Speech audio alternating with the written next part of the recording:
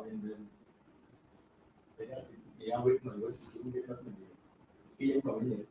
Here, at 2 seconds, 5 seconds before it start. Seriously, sir?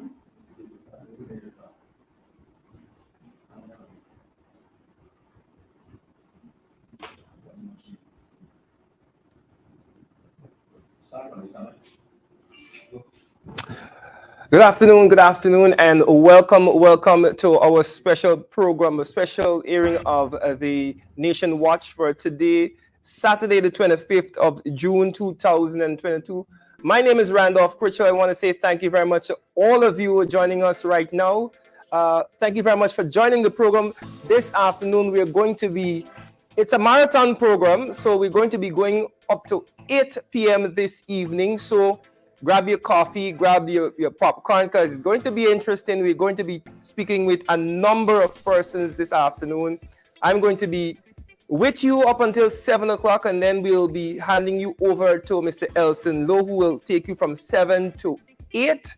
And we're hoping that you stay with us, and we're hoping that you share the live stream this afternoon. It is Nation Watch, a special Saturday afternoon program, marathon program, where we will be discussing a number of issues. Joining us this afternoon, we'll have the chairman of the PNCR, Mr. Sherwin Holder, MP. We'll have MP Don Hastings Williams. We'll be joined by regional chairman for region number 10, Darren Adams. Will be joined by regional vice chairman for region number 4, Samuel Sandy. We'll also be joined by the deputy mayor, Mr. Alfred Mentor. All of those persons will be coming in. We'll be hearing from them. Along with that, we'll be airing for you, for those persons who missed it, we'll be airing for you some of the presentations from the People's Parliament, which was held at the Stabroek Square last night. We know some of you were out there, and you know you're affected by the rain, and some of you couldn't make it. So we'll be showing you those presentations. MP Ganesh Maipal, we had MP Dion Ryan. We had a number of other MPs out there, and we'll be bringing them to you. So take your seats. Ensure that you have your pot bubbling. We know if you're cooking late this afternoon, just put on the program, and you can listen to it in the kitchen. My name is Randolph Critchell, as I said, and I'll be your host for the next 3 hours. It's a marathon program this afternoon, so we'll be bringing all the information to you. So we're going to, of course, get everything together. We give you an opportunity to share the live stream. Before we come back with our program and start properly. Let me take this opportunity to extend condolences to the family and friends of MP Natasha Singh Lewis, who lost her husband. His funeral was today. So on behalf of the People's National Congress Reform and the entire APNU AFC family, we want to extend our deepest and heartfelt condolences and sympathies to the family of MP Natasha Singh Lewis, who lost her husband, Mr. John Lewis, recently, and was laid to rest today. So, of course, our thoughts and prayers are with her family and her friends and the friends of Mr. John Lewis. So we just wanted to ensure that we say that our thoughts and prayers are with him. As we move on from that, folks, we're going to be going to a quick break, and we give you an opportunity right now to share the live stream. Share the live stream with your friends and family, because we are going to be going for a while. I have some energy drink in the studios because we're going to be going for a while. So share the live stream with your friends. As you do that, also tell us where you're joining us from. Get into the comment sections. Tell us where you're joining us from. Say, okay, and let me say this, folks, for those persons who missed me, I know I was on the other night, and persons say, Randy, where were you? We wanted to know what happened. I am okay. I was on a little, sabbatical. It was a little hiatus, but now I'm back, and I'm raring to go. I'm ready to go. I will be on more often than not. The regular Rush program will be back on Sunday evenings at 8 when I start back in July. But You'll be seeing me more often than not. I'm happy to be back. Of course, we have lots of work to do. We have lots of information to get to you, lots of unpacking to do. So we will be here bringing you the credible and valid information. So share the live stream, folks. Tell your friends and family that Nation Watch Marathon program is on this afternoon into tonight. As we get ready to do that, we'll run our intro, share the live stream, let us know where you're joining us from, and we'll be right back.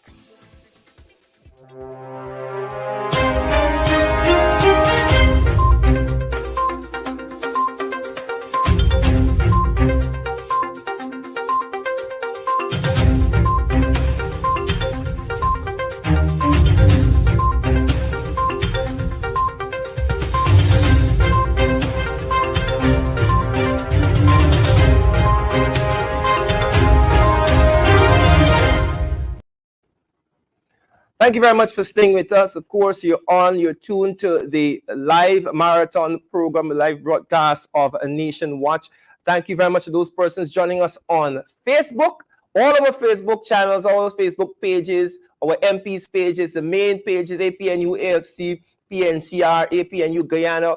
All of you looking at us there, thank you very much, and continue to share the live stream. Those persons who are viewing us on YouTube, thank you very much for subscribing. Remember, now this is important, folks. If you subscribe, you'll get notifications when we are on.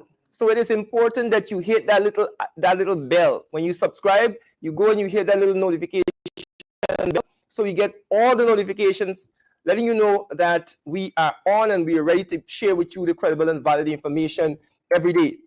A number of programs, of course, we have an entire range of programs from MP Coretta MacDonald, MP Nima Flug-Bess.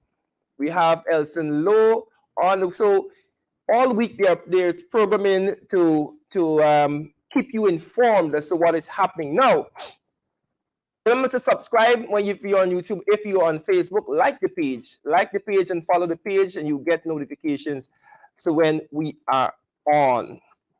Right. So let us get into it now. Last evening we had People's Parliament. People's Parliament, of course, this was something started by the APNU AFC recently, where we take the Parliament to the people. We know the attempts by the PPP to stymie the voices of the opposition members of Parliament. Things that they're trying to highlight in Parliament. First of all, they take their own time before they actually call sitting of Parliament. So the APNU AFC, in an attempt to ensure that you know what is happening out there, decided that they will be taking parliamentarians, our MPs, to you. At Stabroek Market Square, we'll be having more of these in the coming days and the coming months. So look out for it if you're at the Stabroek Market Square anytime. Stop in and listen to your MPs, listen to the plans and programs and what they're doing to fight on your behalf. So we're going to start the ball rolling by showing you one of the presentations of the People's Parliament. Let me just ensure that I get right to know who we're starting with. Right. We're going to be getting the ball rolling with Mr. Ganesh Maipal, MP and Shadow Minister of Local Government and Regional Affairs, Mr. Ganesh Maipal, starting the ball rolling, opening the baton there. So, of course, we'll be showing you more of these throughout the entire program. So let's start with Mr. Ganesh Maipal at the People's Parliament at Stabroek last evening.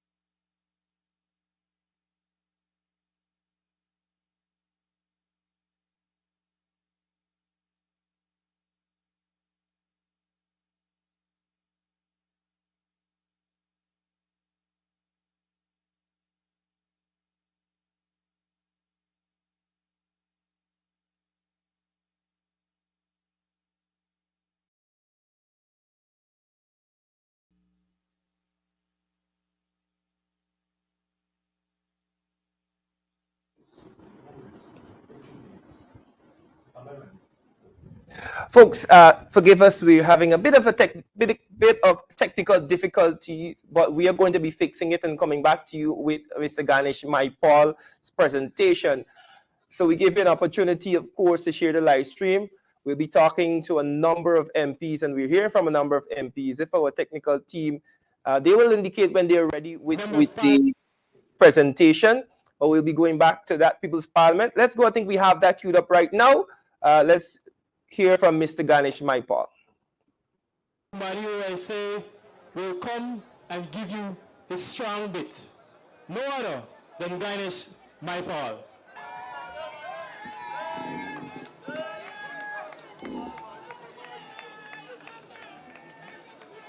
Good night, Stabrook Square. I want you to know the APNU AFC is alive and strong.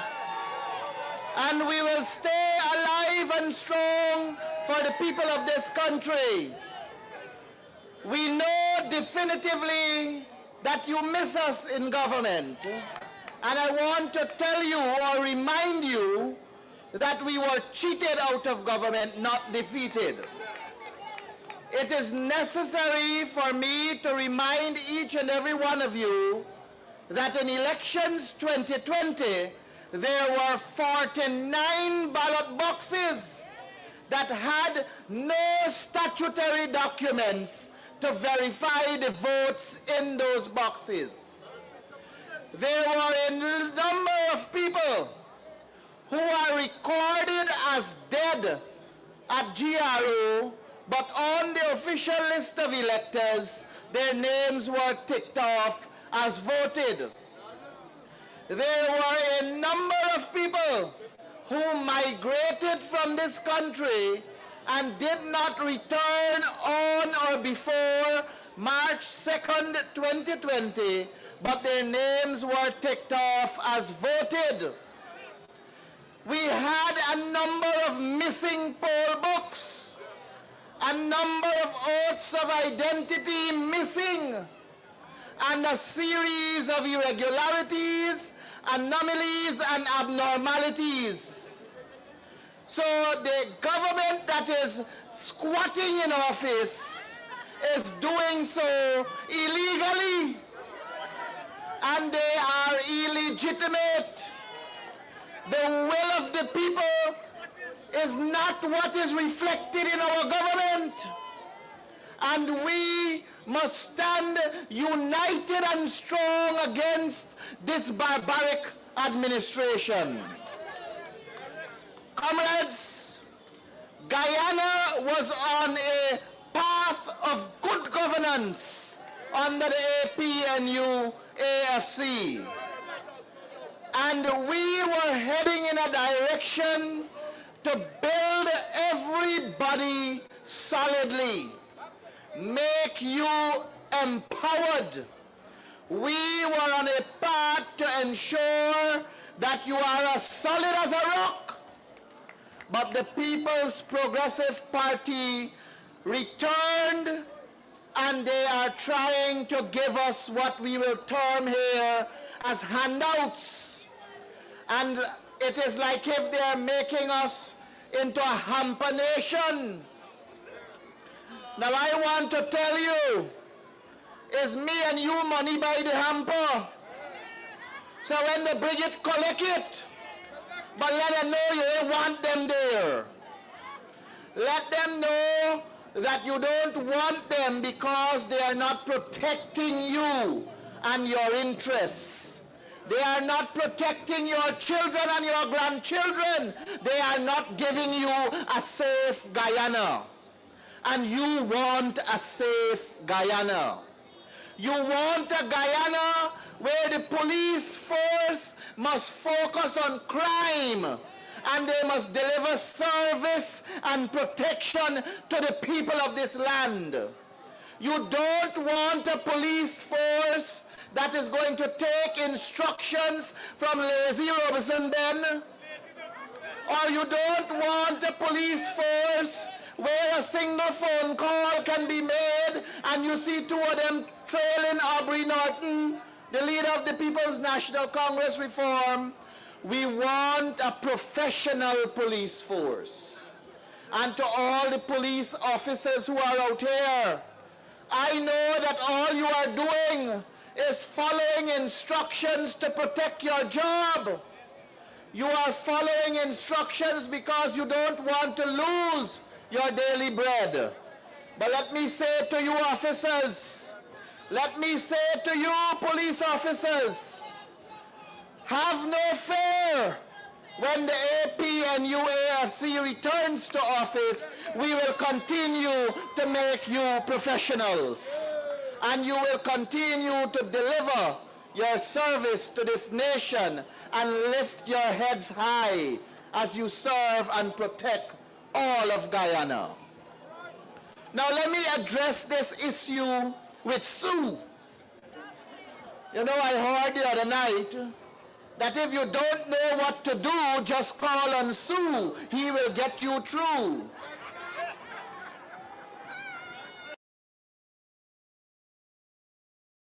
So if you don't know what to do, what you got to do? Call on Sue. He will get you through. Now when you look at that video, when you look at that interview that Barrett Jagdeo had with Vice News, and you see the release that Vice News put out, you hear that Jagdeo said that Sue handles all the agreements. Are you not hear that? Sue handles all the agreements. Now that sparked a plug in my head. Who is Sue? Since when does our Constitution and our procedure in terms of good governance, transparency, and accountability allow someone like Sue to handle all the agreements? Since when does our land allow that? In order for Sue to handle all the agreements, when it comes to investment in Guyana, then Sue got a big government position. Is Sue the CEO of Sue Invest? And that is why Go Invest is not doing its job? So what is Peter Ramsarup doing there? I thought it was Go Invest that had to handle all the arrangements and agreements. But Jagdeo said, no, it's Sue. And Jagdeo invited Sue into his house, and the Sue.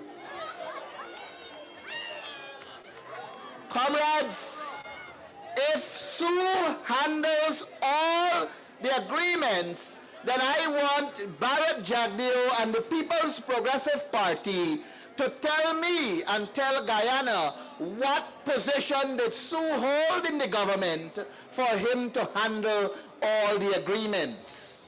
And I want to know how much taxpayers' money is used to pay Sue for him to handle all the agreements. I want to know his salary and his benefits. I want to know if he does get a duty-free concession every now and then. I want to know where is his office located, because there are many of us who wants to go and we want to invest in our country. And we want Sue to handle all the agreements. So Jagdeo has to come clean with us. Let us not be distracted by what he is saying in the public domain, that at his most unguarded moment nothing came out. A lot came out. A lot came out. What that showed us and confirmed is that Jagdeo is involved in corruption. He is involved in skullduggery, and he is involved in entertaining his friends and family and cronies to deal with resources belonging to our dear land. Now, you know something, you hear what they say, Sue missing. So Sue missing now, so that means that the job he went doing got a vacancy. Y'all apply. Y'all apply. Somebody got to get a work to handle all the arrangements and agreements. Y'all apply there's a vacancy because Sue missing. But you know what I am more concerned about? The safety of Sue. Because if Sue was such a high-ranking official of the government to handle all the agreements and he now gone missing, and Jagdeo has the state apparatus at his disposal and can't find Sue, then we got to worry, where is Sue? And we already know how they abuse the state operations. We know how they abuse the Guyana Police Force and give them instructions. We saw that 2 police officers were trailing the leader of the People's National Congress Reform and the leader of the opposition, Aubrey Norton. So we want to know, where is Sue? We got to know where is Sue, because Sue has a life. Sue has a family. And if they say Sue missing, we got to know where Sue there. Comrades, I say to you tonight, do not be distracted by the People's Progressive Party and distraction politics. All of these handouts that they give out, all of these cash grants, and this COI into the elections, all of that is distraction politics from the bigger picture. The bigger picture has to do with the level of corruption in Guyana. And don't worry with the COI. This COI is what you call wasting taxpayers' money. There are 2 petitions, elections petitions, that are in the courts. And those petitions are what needs to bring out the truth about elections 2020. And that is what the PPP don't want us to know. They frighten them petition bad.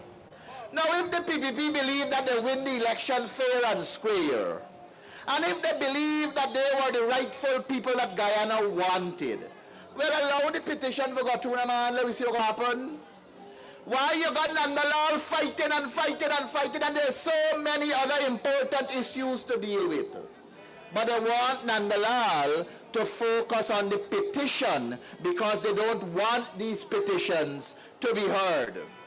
So I'm saying to you, comrades, don't be distracted by the COI, Commission of Inquiry. Whenever the PPP ship is sinking, they rely on distraction politics. In 2005, just before the 2006 election, they said they're going to have a COI into Walter Rodney's death. And they want to know who killed Walter Rodney. And the PNC supported and instantly supported in the National Assembly an independent COI into the death of Walter Rodney. It was 2005. And the motion that was passed in Parliament called for an immediate independent commission of inquiry. And you know the PPP never hold a commission of inquiry. Till 2014, just before the 2015 election, then you get the COI. Distraction politics. The PPP is good with distraction politics. Do not be distracted by them, my friends. And I see that the weather is upon us. But whether the sun shine or the rain fall, we kick in the PPP out of government. Because they stole their way into there, and we want no thief man for holy resources. They got to get out. So I say to you, my brothers, I say to you, my sisters, I say to you, comrades of Guyana, this beautiful land, hold strong with us. A new list of electors we have to have, and we have to go back to the polls, and we will put the PPP out of the doors. With that, I say to you, thank you, and I refuse to cover myself with a red umbrella. And I say to you, stay strong. We ain't dealing with red. Red is PPP. And we don't want that. We want the APNU, UFC back in government, and the red that represents the PPP, that signals the blood that was shed under them, we don't want them there. We don't want them there. And with that, I thank you, my dear comrades, for listening to me, and ensure that we hold strong. The coalition is coming back. Thank you. Hold strong, the coalition is coming back. Ganesh Maipal, their MP, of course, firing up the crowd there last night at the People's Parliament out at Stabrook Market. Folks, we thank you, of course, for joining us. We have lots more to come in our marathon program this evening, this afternoon into this evening. I want you to let us know where you're joining us from, folks. Get in the comment section. Let me see if I can find a few names in the comment section. Mr. Dodson is saying, well said, brother. Thank you very much, Ganesh Maipal. Where are you joining us from, folks? Let us know. We are here. We want to know. We want to talk with you. We want to know what you are saying and where you're joining us from. Barbados in the house. New York, of course, our folks over there in the United States of America, all of our friends and family in the diaspora, we want to say thank you and continue to support. Continue to support. As Ganesh said, folks, as Ganesh said, and he pointed out that we will be kicking the PPP out. Let us hold strong. Let us not be distracted by the distraction politics. And they are very, very good at it. You're going to hear a whole lot of things about this COI. A whole lot of things in the coming weeks about the COI. Very conveniently, the COI is now going to start after 2 years when the petition is about to start.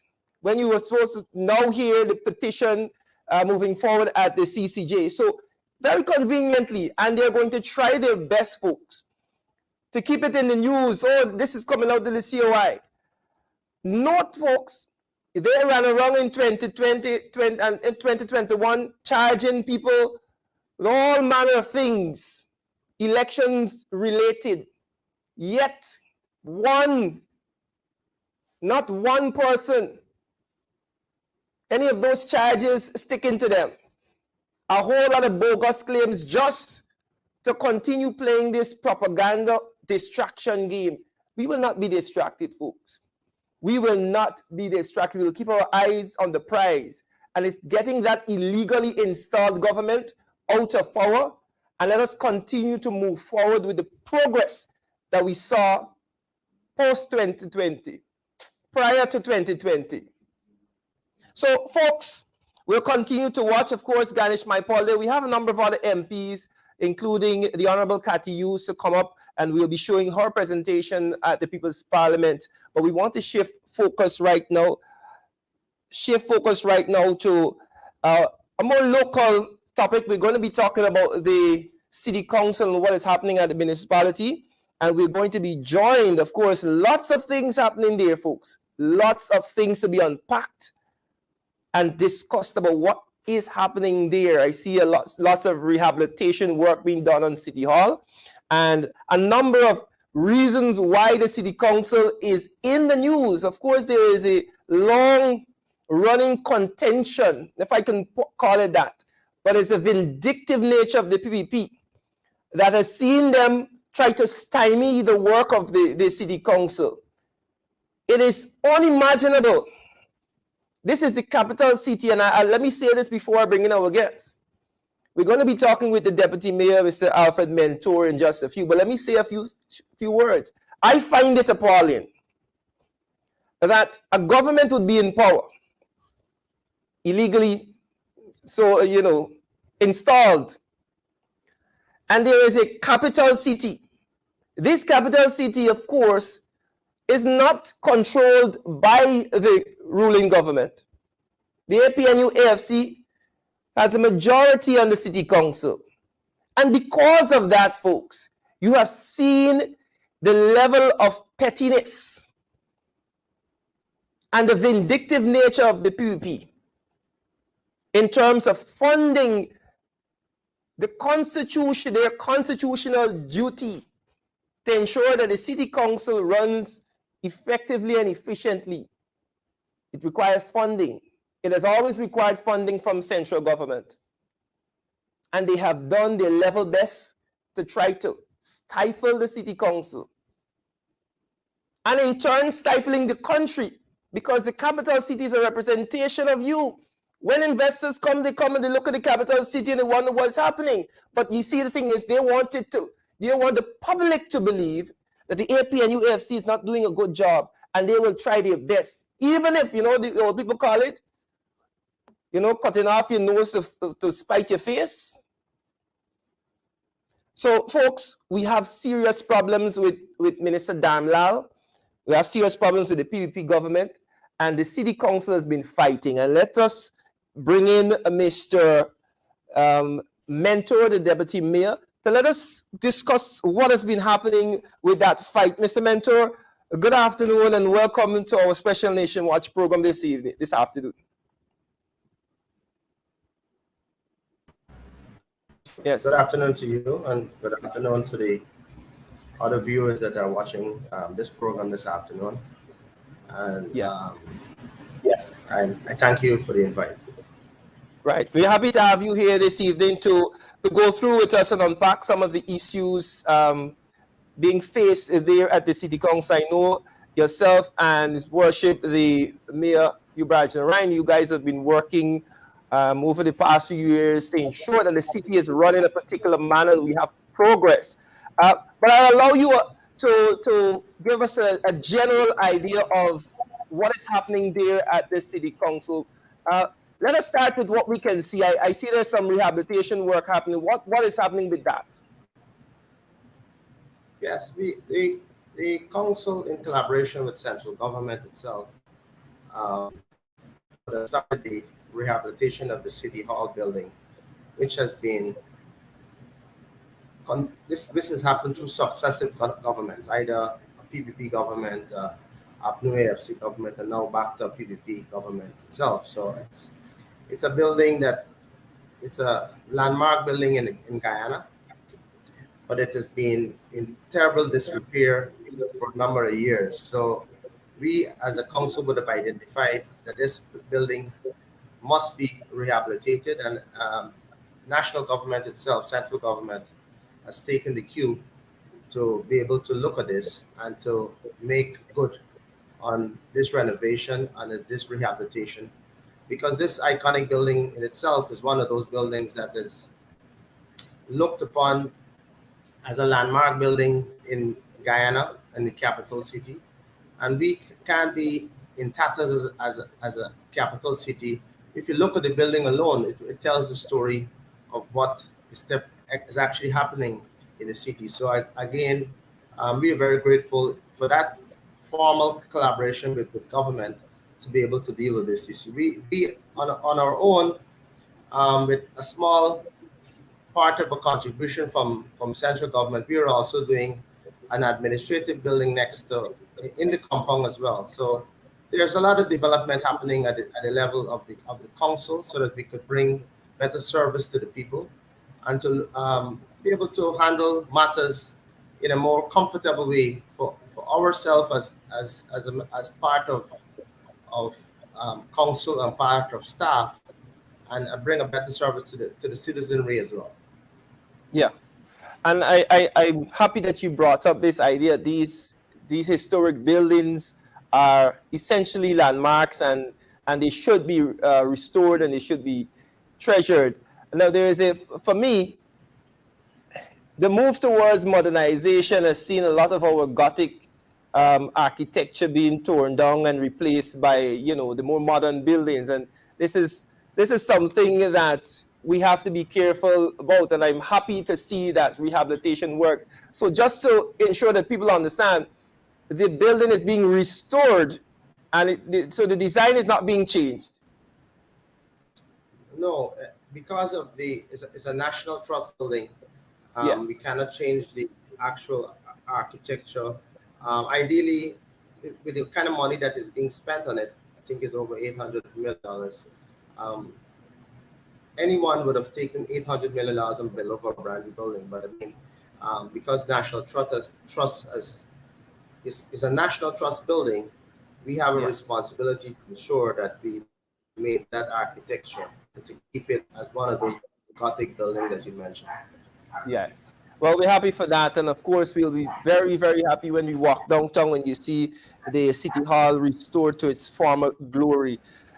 Deputy Mayor, I know we have some other issues we have to get into, and let's jump right into that. The work of the City Council largely depends on, and you guys have to sort of walk the line of the law. And the Local Government Act, of course, that is the overarching piece of legislature.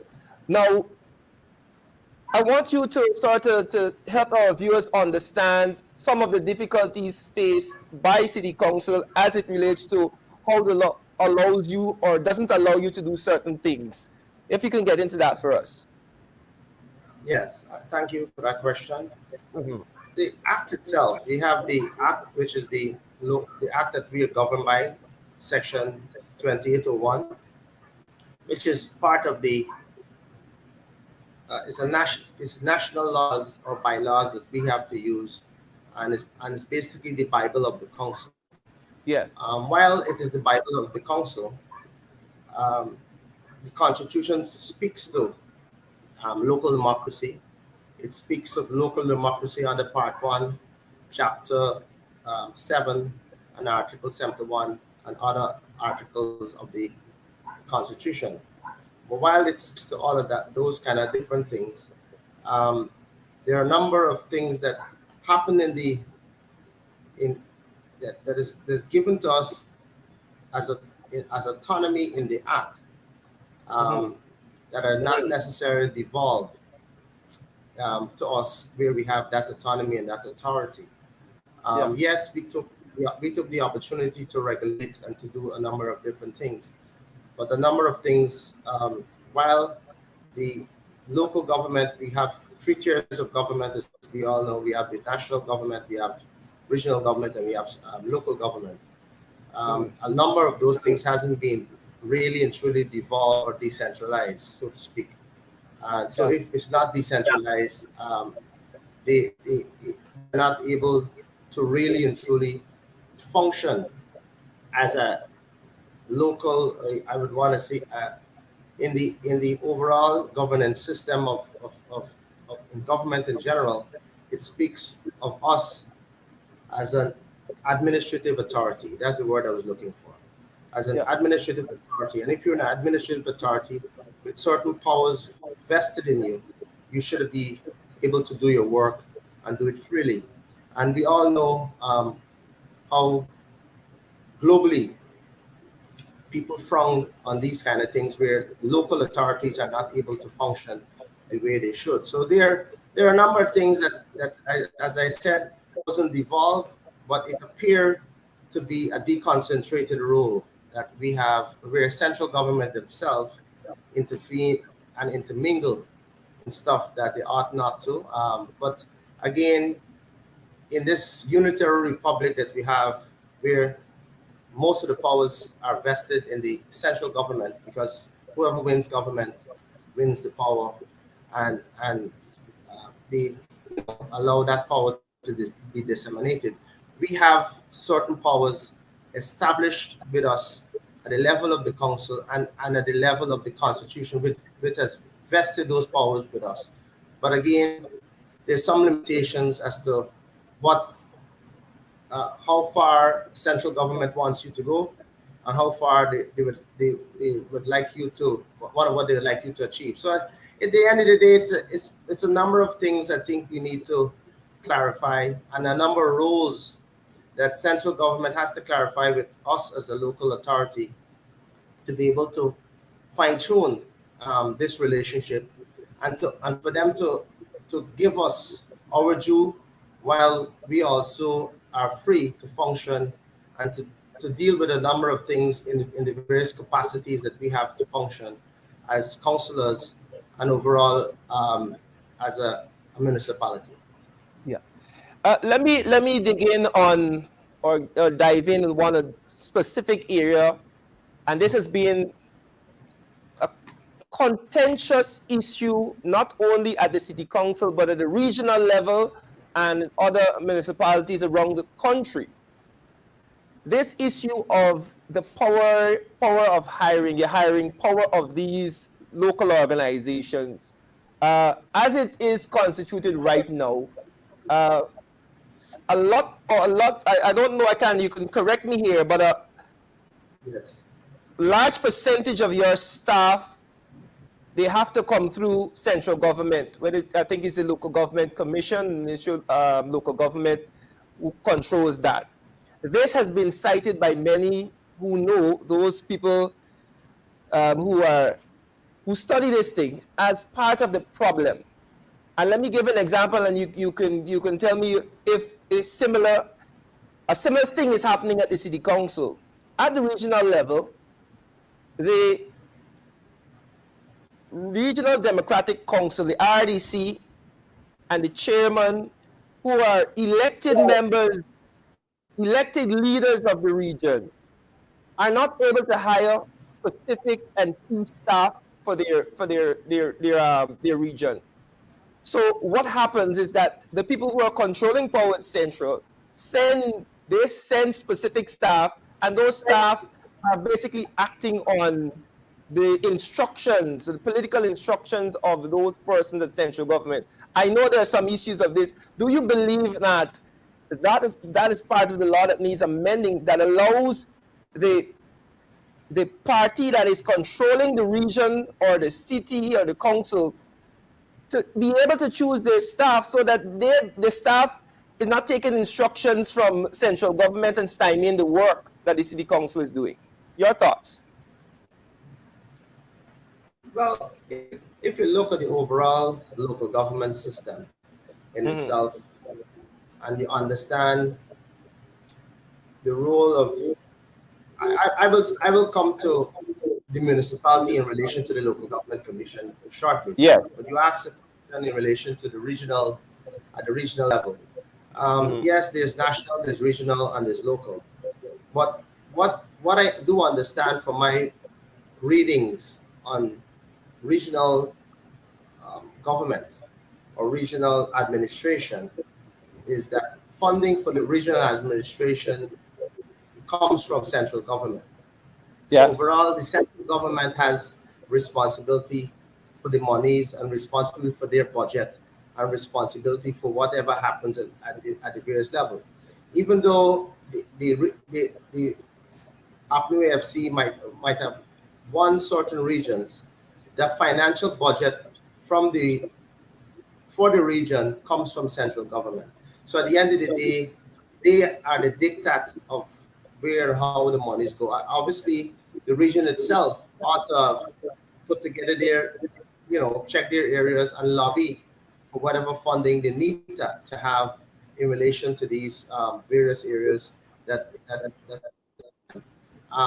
at the end of the day, the REOs that are chosen by the various regions are chosen by the minister himself. And naturally, who's the REO? REO is like a chief executive officer of any organization. Yeah.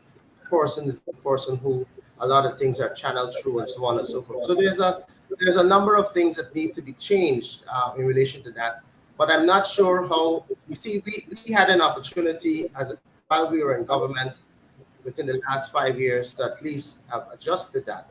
Because, I always say, whenever you're in government, you try to fix things. So if you God forbid, you're out of government, you're able to come back to bite you.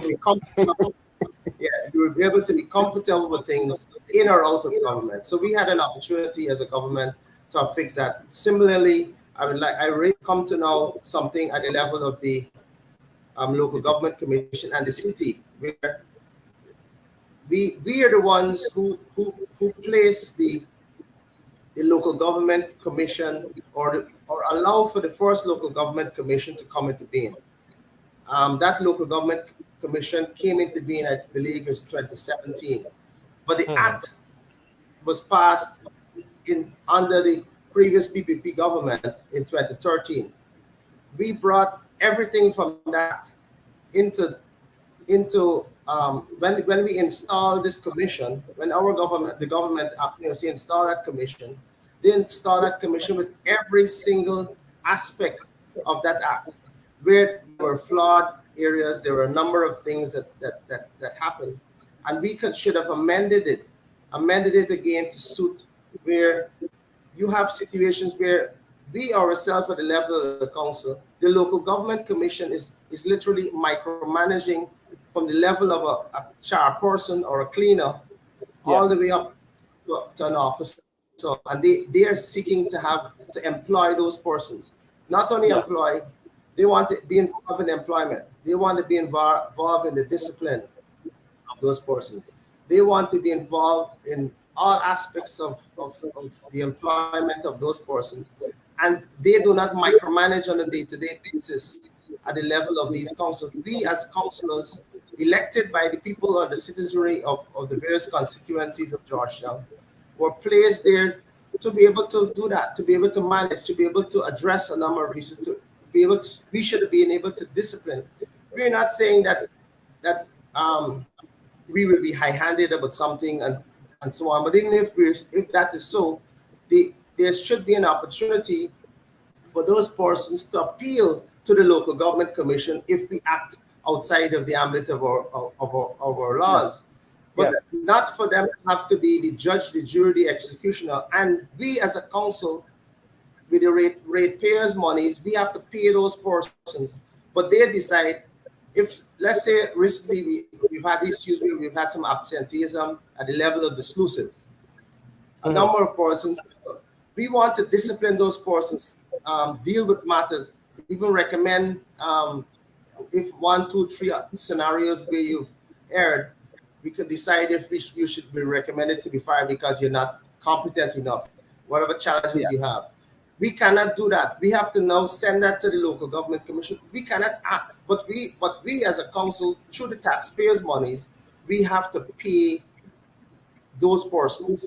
So we are getting sometimes piss-poor services from persons, but we cannot do nothing about it because we gotta depend on some local government commission. I don't believe the local government commission job was to be one to micromanage and macromanage everything within the confines of not only the main city council or the city of Georgetown, all 70 other NDCs and the 10 municipalities that they have. It's impossible. They don't not have the resources to do that. And as elected officials, which we happen to be, our job is being, we have a collision of the role of the local government commission as elected officials over somebody who was selected. So it's a tremendous challenge. And I feel that we are currently asking for a constitutional review of this particular matter and a constitutional review of the article, I think Article 7A, which gives us autonomy and give us the authority and which the power has been devolved to us over the act or the Article 8A of the Constitution. So there's a real collision of these issues, and it speaks of there's a word I think the lawyer used in dealing with this, which he speaks of irreconcilable inconsistency.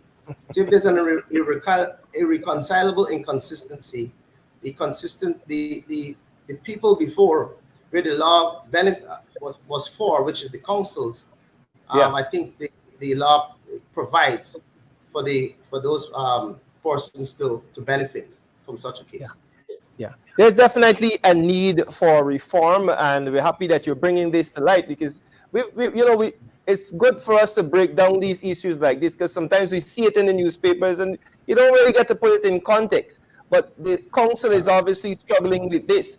Now, Deputy Mayor, Guyana has always had a system of commissions, whether it be the Teaching Service Commission, Police Service Commission, these, and they for the most part, function as you suggested in their capacity and their role, and they don't overstep their role.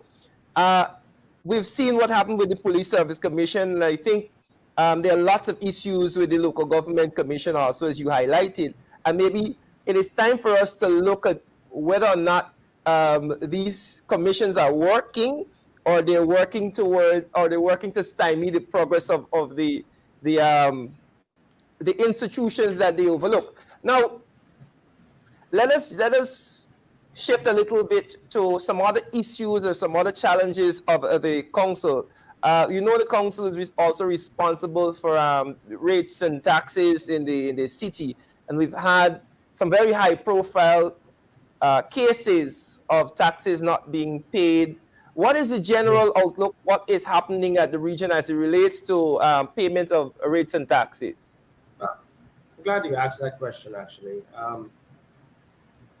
Some months ago, I believe, I think it's either last year, or yes, I think it would have been last year.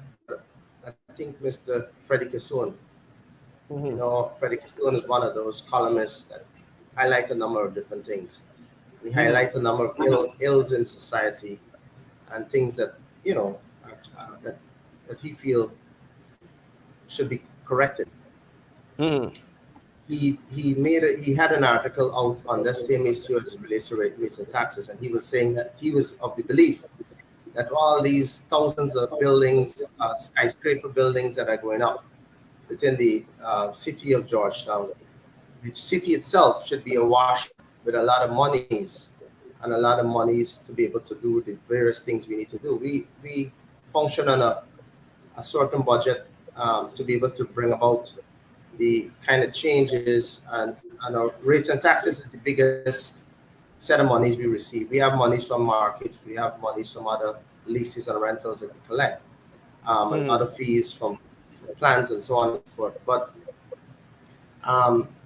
we collect about 65%, or no, 50 to 60% of our taxes from rates and taxes, and 40% of persons don't pay. So you have 60% of the people paying for 40%, or the other 40% to function. So if we were able to function with collecting at least 80% or as much as possible of those taxes, we'll be able to do a more fabulous job within the city.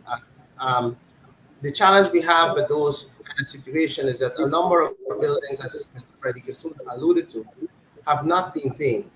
And for them to pay, and for them to put certain things in place, the challenge we've had is that we haven't had a revaluation of properties for 26 years. I think this is since 1996, where the last evaluation has happened in the city. We've even had the issue with the court cases we had with the Gifford Mall. Yes. That we had an issue where the city was extended up to wherever, but the law said that he's part of the city and that he has to request valuation. There's a whole host of things. I don't want to get into all of that at this time. But the reality is that we have to try and bring those persons under the umbrella, bring the other 40% under the umbrella by whatever means necessary. So one of the things we would have done recently, at least, because those persons' taxes were kept accumulating and they've been gaining interest, we've decided within the last 4 to 5 months, we've held an amnesty so we could have a negotiation of those persons who have been delinquent for a number of years, to bring them back under the umbrella. And we've met with a number of persons. I actually chair that committee that deals with the amnesty, to be able to look at how we could get those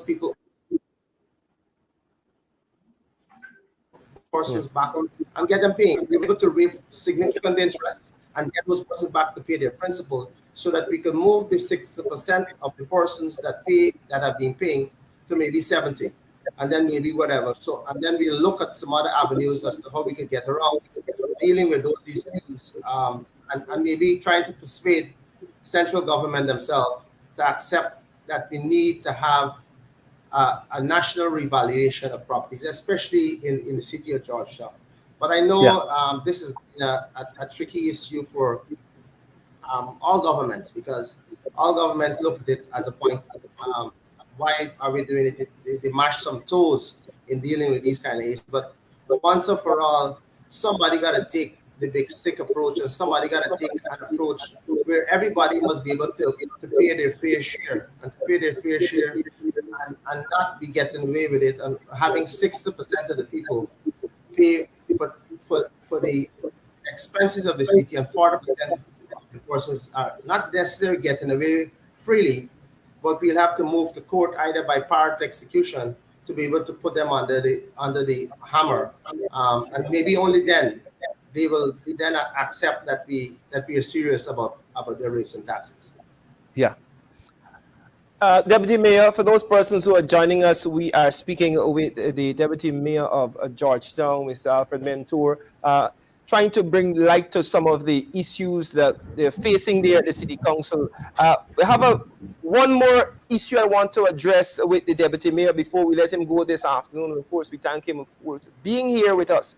Now, let us talk about the way forward, Deputy Mayor. I note that you recently the city had a meeting with the Prime Minister, Mr. Mark Phillips. And, I'm hoping that the way forward was charted, the course was charted in that meeting. I don't know if you want to let us know what was the outcome of that meeting and whether or not you believe that there is a chance for success given the talks with the Prime Minister. And will we see a change of how things are done in the city and the relationship between central government and the City Council? Like I alluded to earlier, and I said that local government, or us as an administrative authority, is a subset of the central government itself. So yes. while the central government, in the sense of the Honorable Prime Minister invited us to a meeting to discuss matters of the state, discuss matters of the city, discuss matters of administration at our level, he has all rights to, because when you look at it, we are an extension of the state doing a job that was decentralized to us or devolved to us as an administrative authority to be able to do stuff. So if something he's not happy with something, it's not something that he or any other minister should go public and try to, like I've seen Mr. Minister Mustafa has been using the media many times, calling out different things. If twist it or turn it, if we fall down in some area, we err in some areas. It's not errors where the council making those errors, administration making those errors. But again, I spoke to you about discipline. How could we discipline them? How could we address those things? How we could deal with it on the spot? We have a challenge. So at the end of the day, the central government, in the case of the Prime Minister, reaching out to us after going public on a particular issue, is not something that we need to wash our dirty linen in public ever so often on these issues. These issues could be handled in a more professional manner. So after, I think the mayor would have responded quite eloquently in dealing with those issues on a number of occasions with a couple of letters. I think the Honorable Prime Minister realized that, hey, it doesn't make sense us having this kind of banter in public. Let us have a face-to-face and address a number of issues. And he was pleasantly surprised. He obviously realized that we were on top of our game. We were on top of it as an administration. We were on top of it as it relates to the level of the administration, where the challenges we had based on his identifying certain things. Our engineers, realizing persons did not turn up. They had systems put in place, but when the government would have sent their persons to look, maybe the person wasn't there at a particular time, but we were on top of those situations and we're dealing with it. And was really, the meeting itself was one to resolve and to rectify some of the things that he otherwise thought that we were not honoring. And more than likely, out of that meeting, everything went well, and we were able to clarify all of the issues that he had concerns with. Yeah. Deputy Mayor, Mr. Mentor, I want to say thank you very much for joining us this afternoon on our program. It is always good to get the views of those persons there in the front lines. We know we don't necessarily always appreciate the difficult circumstances that you guys have to work on, especially in a very public way, in contention with central government. So we thank you for bringing light to these issues. We hope that you continue to work as we all are trying to build a better Guyana, and of course, starting from your level, working on ensuring that the city is the best it can be. Thank you very much for joining us this evening. Thank you. Right. That, folks, was the Deputy Mayor of Georgetown, Mr. Alfred Mentor, bringing to you their thoughts and opinions on what is happening there and some inside information as to what is happening there at the City Council. Of course, they had a meeting recently with the Prime Minister, and, you know, as he said there, this very public dispute that you're having with central government. Folks, the reality is that we have a vindictive government in place, and they are trying to stymie the work of not only the City Council. If I may let you know, there is lots of talk, lots of public propaganda about one Guyana. That's the reality.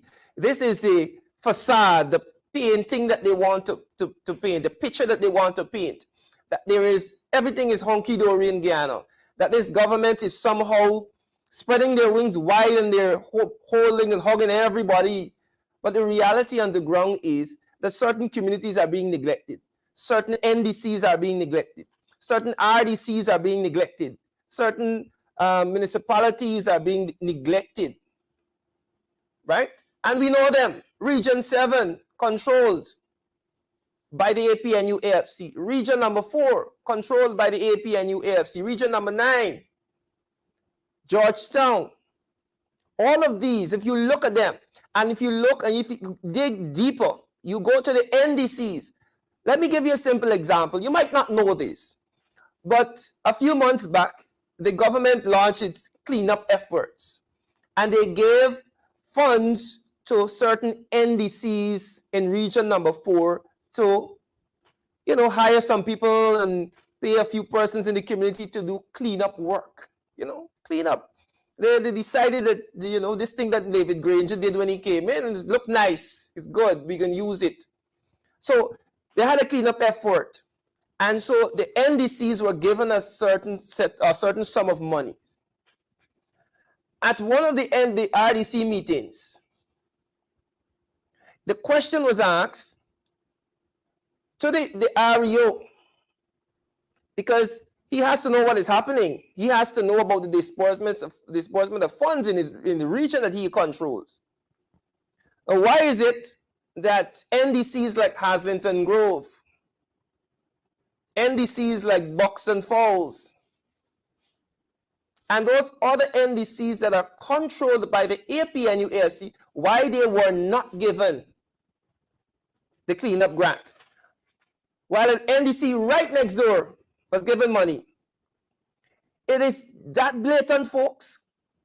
There is no sugarcoating it or trying to hide it. They basically skip the NDC. So you get money. If you controlled by the APNU AFC, you don't get money. Whilst that is happening at the lower levels, you have the president running about at every opportunity. Every time he finds a mic in front of him, he finds himself in front of a mic, he shouts one Guyana. But the reality is that what is happening on the ground, it's clear and it's blatant. It's clear and it's blatant. So let's keep our eyes on the prize, folks. Let's keep our eyes on what is really happening in this country. As we move forward in this program, of course, let me go to the comments and ensure that we, you know, shout out to those persons who made their thoughts known in the comment section. Right? Shout out to the people from Barbados. Grenada is in the house. All around the world. Thank you very much for being in the comment section. You can share the live stream, folks. Share the live stream. you are tuned to our live marathon program for this Saturday afternoon. We'll be going all the way up to 8 o'clock. So stay tuned, folks. We have lots more to come, lots more to come. Let us know where you're joining us from in the comment section. Thank you very much. Shout out to Miss Taz Thomas, always in the comment section, defending the APNU AFC. We're happy to have those social media, Facebook warriors who are always there, defending and having a good fight with the trenches. Folks, let us continue. Right? Brooklyn is in the house. Brenda, thank you very much for tuning in. Brooklyn is in the house. Thank you very much for tuning in. Let us know where you're joining us from. Let's get a shout out. Brooklyn, thank you very much. Folks, we are going to go back to the People's Parliament. We're going to go back to the People's Parliament, which was held last night at the Starbrook Square. We're going to be bringing you the presentation of Miss Cathy Hughes, Honorable Minister, of course, Honorable Member of Parliament, former Minister of Public Telecommunications. I have a big problem with the PPP's what they did with the Ministry of Public Telecommunications. And we're going to talk about that after we come back from former Minister Cathy Hughes' presentation. So we're going to take that right now and we're going to come back. Stay tuned with our marathon program. Let's bring in Cathy and then we'll be back for more discussions. Next person I'll call to the mic is no other, an honorable young woman as well, the chairman of the Alliance for Change and the Member of Parliament, Honorable Cathy Hughes. All right, well, I'm glad finally we got a little female voice in this meeting tonight, right? Where are the ladies? Can I say good night to the ladies first? You're here, right? Of course. I salute all my sisters because these dreaded times, dreaded for all of us, but especially for the women. Because, we got to take a little bit of money, carry it to the market, carry it to the shop and make it stretch, right? And I want to big up also all the men here tonight because together we're working towards getting out of this very difficult situation we're in. I was thinking about it just the other day and I can talk fast because I know the rain coming down. But I was thinking the other day, imagine it's only 2 years. 2 years. We didn't even get to 2 years yet. Got 2 more months to go. 2 years of the PPP, and could you imagine that there could be so much disaster, so many things wrong in this short space of time? It's almost as if everybody, including the lords and the gods, realize that, this is not the government for the people of Guyana. And one of the things I want you to do is we got to remember that we got to think for ourselves. Because when the Vice President could come and say, after we all see that interview, we all see his shock when he get asked some of them questions, but he really think he could tell us that he feel vindicated? What nonsense is that? Like he think we shubidi. So we got to make sure that we listen and we look. And one of the things I want to just mention quickly tonight is something called the Public Procurement Commission. Because every time they say they believe in transparency, accountability, proper management of our monies, I want you to remember that for years when the APNU and AFC were in opposition, we kept saying you got to put the Public Procurement Commission in place. Now I want all of y'all to know that the Public Procurement Commission is in our Constitution and is the organization, is the committee that's supposed to look after all them contracts and make sure everything is above board, that nobody doing something underhand, that they ain't got no sue and they ain't got no VP doing the kind of things we seen going on. And In 2016, it was the APNU and AFC that finally formed that committee that should have been formed years ago when the PPP were in government before 2015. They never put it in place. And we put it in place in 2016, and the 4 commissioners were only there for 3 years. And in 2019, it expired. And then, of course, we had the election. So what they did is that they extend 2 of the commissioners. And you all know, from 2020 to now, they ain't got no public procurement commission. So all them contracts, all them things writing, check every day in the papers, there's hundreds of millions of dollars. Most of it US dollars going to this body and that body and this project. Projects that didn't even got a feasibility study. David Patterson makes sure that when he starts to talk about a new bridge over the Demerara River, and remember where that conversation started. When he started to talk about it, the man makes sure he had his feasibility study, his environmental study. He had a soil test. These people now decide they put in the bridge a different place. They ain't got no study. They don't believe in no study. And yet, big money going out. So I am saying to Guyanese tonight, we got to listen. And I want you to use social media for people to know how unhappy you are with how our resources are being spent. It's only the big businesses that had a hard head start that making money and benefiting from this oil, right? Everybody getting a little piece, a little handout, a little 19,000, a little 25,000, one off. Do not forget that in 2019, the APNU AFC moved the minimum wage from $42,000 a month all the way up to $77,000. You hear what I'm saying? So every month since then, you're getting a good $30,000 more every single month on your salary. And your pension, that increase going to be on your pension. That was more than a 77% increase. And what y'all get, what we get recently? A little 7% and 0. You hear what I'm saying to you? These are the things that we have to stop being afraid. You know, we frightened we can get victimized, and it's true, it's happened in this country. We frightened that if we go and protest, we know there's got officers and people coming with a camera and recording you. I know, I stand in a protest line. They got camera here tonight too, but I don't care because this is our country too. And we must get a piece of the share. We must get a piece of the share. So when they think they can give you a one-off 19,000, you should be saying, we must be saying, why are you giving me 19,000? Why are you giving them young people 25,000?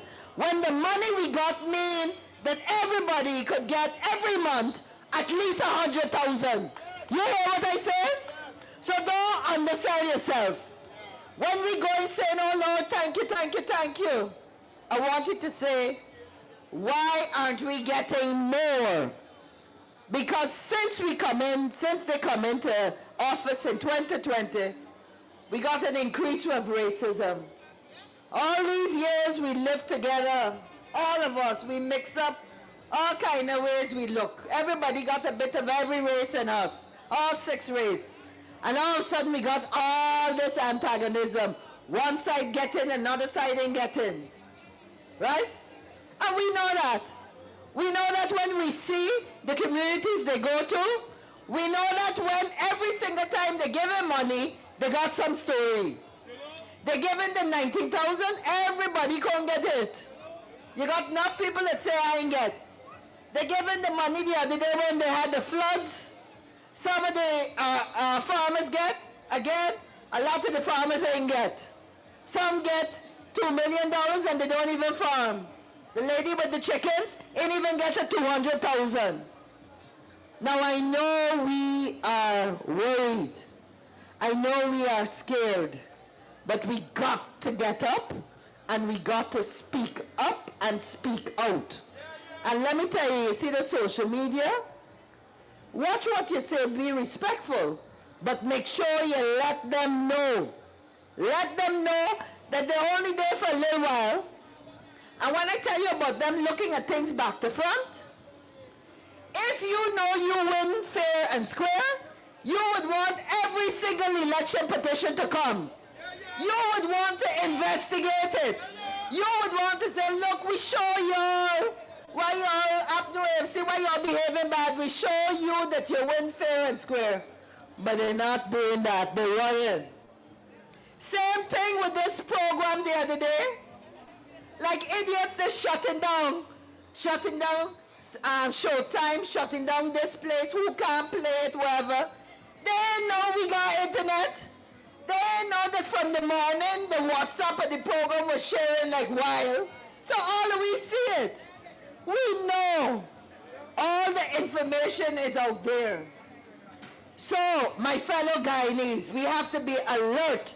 We got to think for ourselves. And we got to talk to your neighbor, talk to your children so everybody understand what really, oh good, it stopped. Thank you, Jesus. Yes.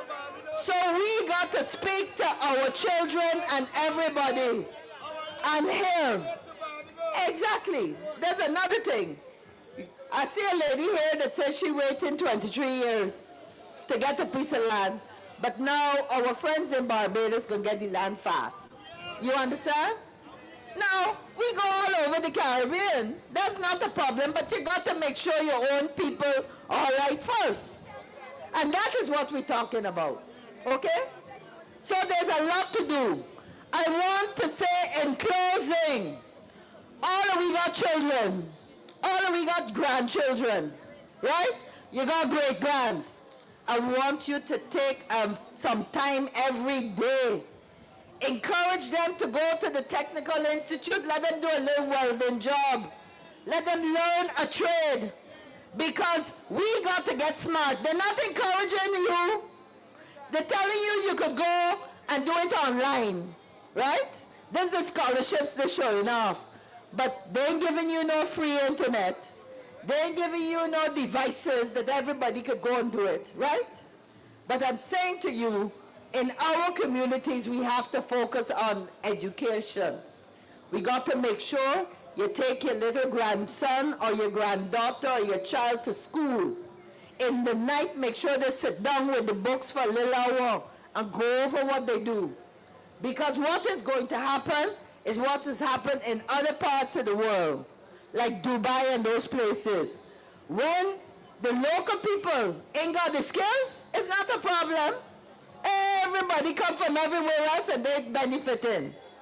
So we have to work on, in this time, when we're preparing to get back in there, we got to make sure you preparing your children. Right? All right.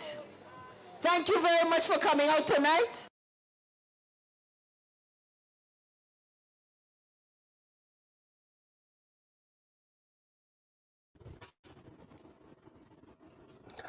Thank you very much. Of course, that was former Minister of Public Telecommunications, the Honorable Cathy Hughes, Member of Parliament, and of course, she would have been recently elected as the chairperson of the Alliance for Change. Folks, we are moving on with our program, but before we go to MP Ramsrup, I want to dive into something that I mentioned before former Minister Cathy Hughes spoke. Now, former Minister Cathy Hughes was in charge of the Ministry of Public Telecommunications. And I want us to have this conversation. And before we do, let's say good afternoon to all of those persons who are tuned in on all of our platforms, Facebook, YouTube, all over. Share the live stream, folks, share the live stream. Joining, let me just say those persons who said they're joining from Jamaica, British Virgin Islands. Linden is in the house. All over the world. Thank you very much. Let's go, folks. Now, the Ministry of Public Telecommunications was on the pathway of connecting Guyana, providing internet in hinterland communities and, all over. They would have set up over 175 internet hubs around the country. They would have provided internet for schools. They would have distributed laptops and tablets in all of these areas. And I want you to understand, and I say this every time I get an opportunity because I think it's really telling of the type of government that you have in place right now, installed there. This is a government that took over this country, was installed August the 2nd, 2020. We had COVID long before that. Earlier in 2020, we knew that COVID was here. We knew that, what was happening, and we were in the depths of COVID in August, the heart of it. Now, one of the first things that this installed wicked administration did when they came in was to disband the Ministry of Public Telecommunications. Now, why is that significant?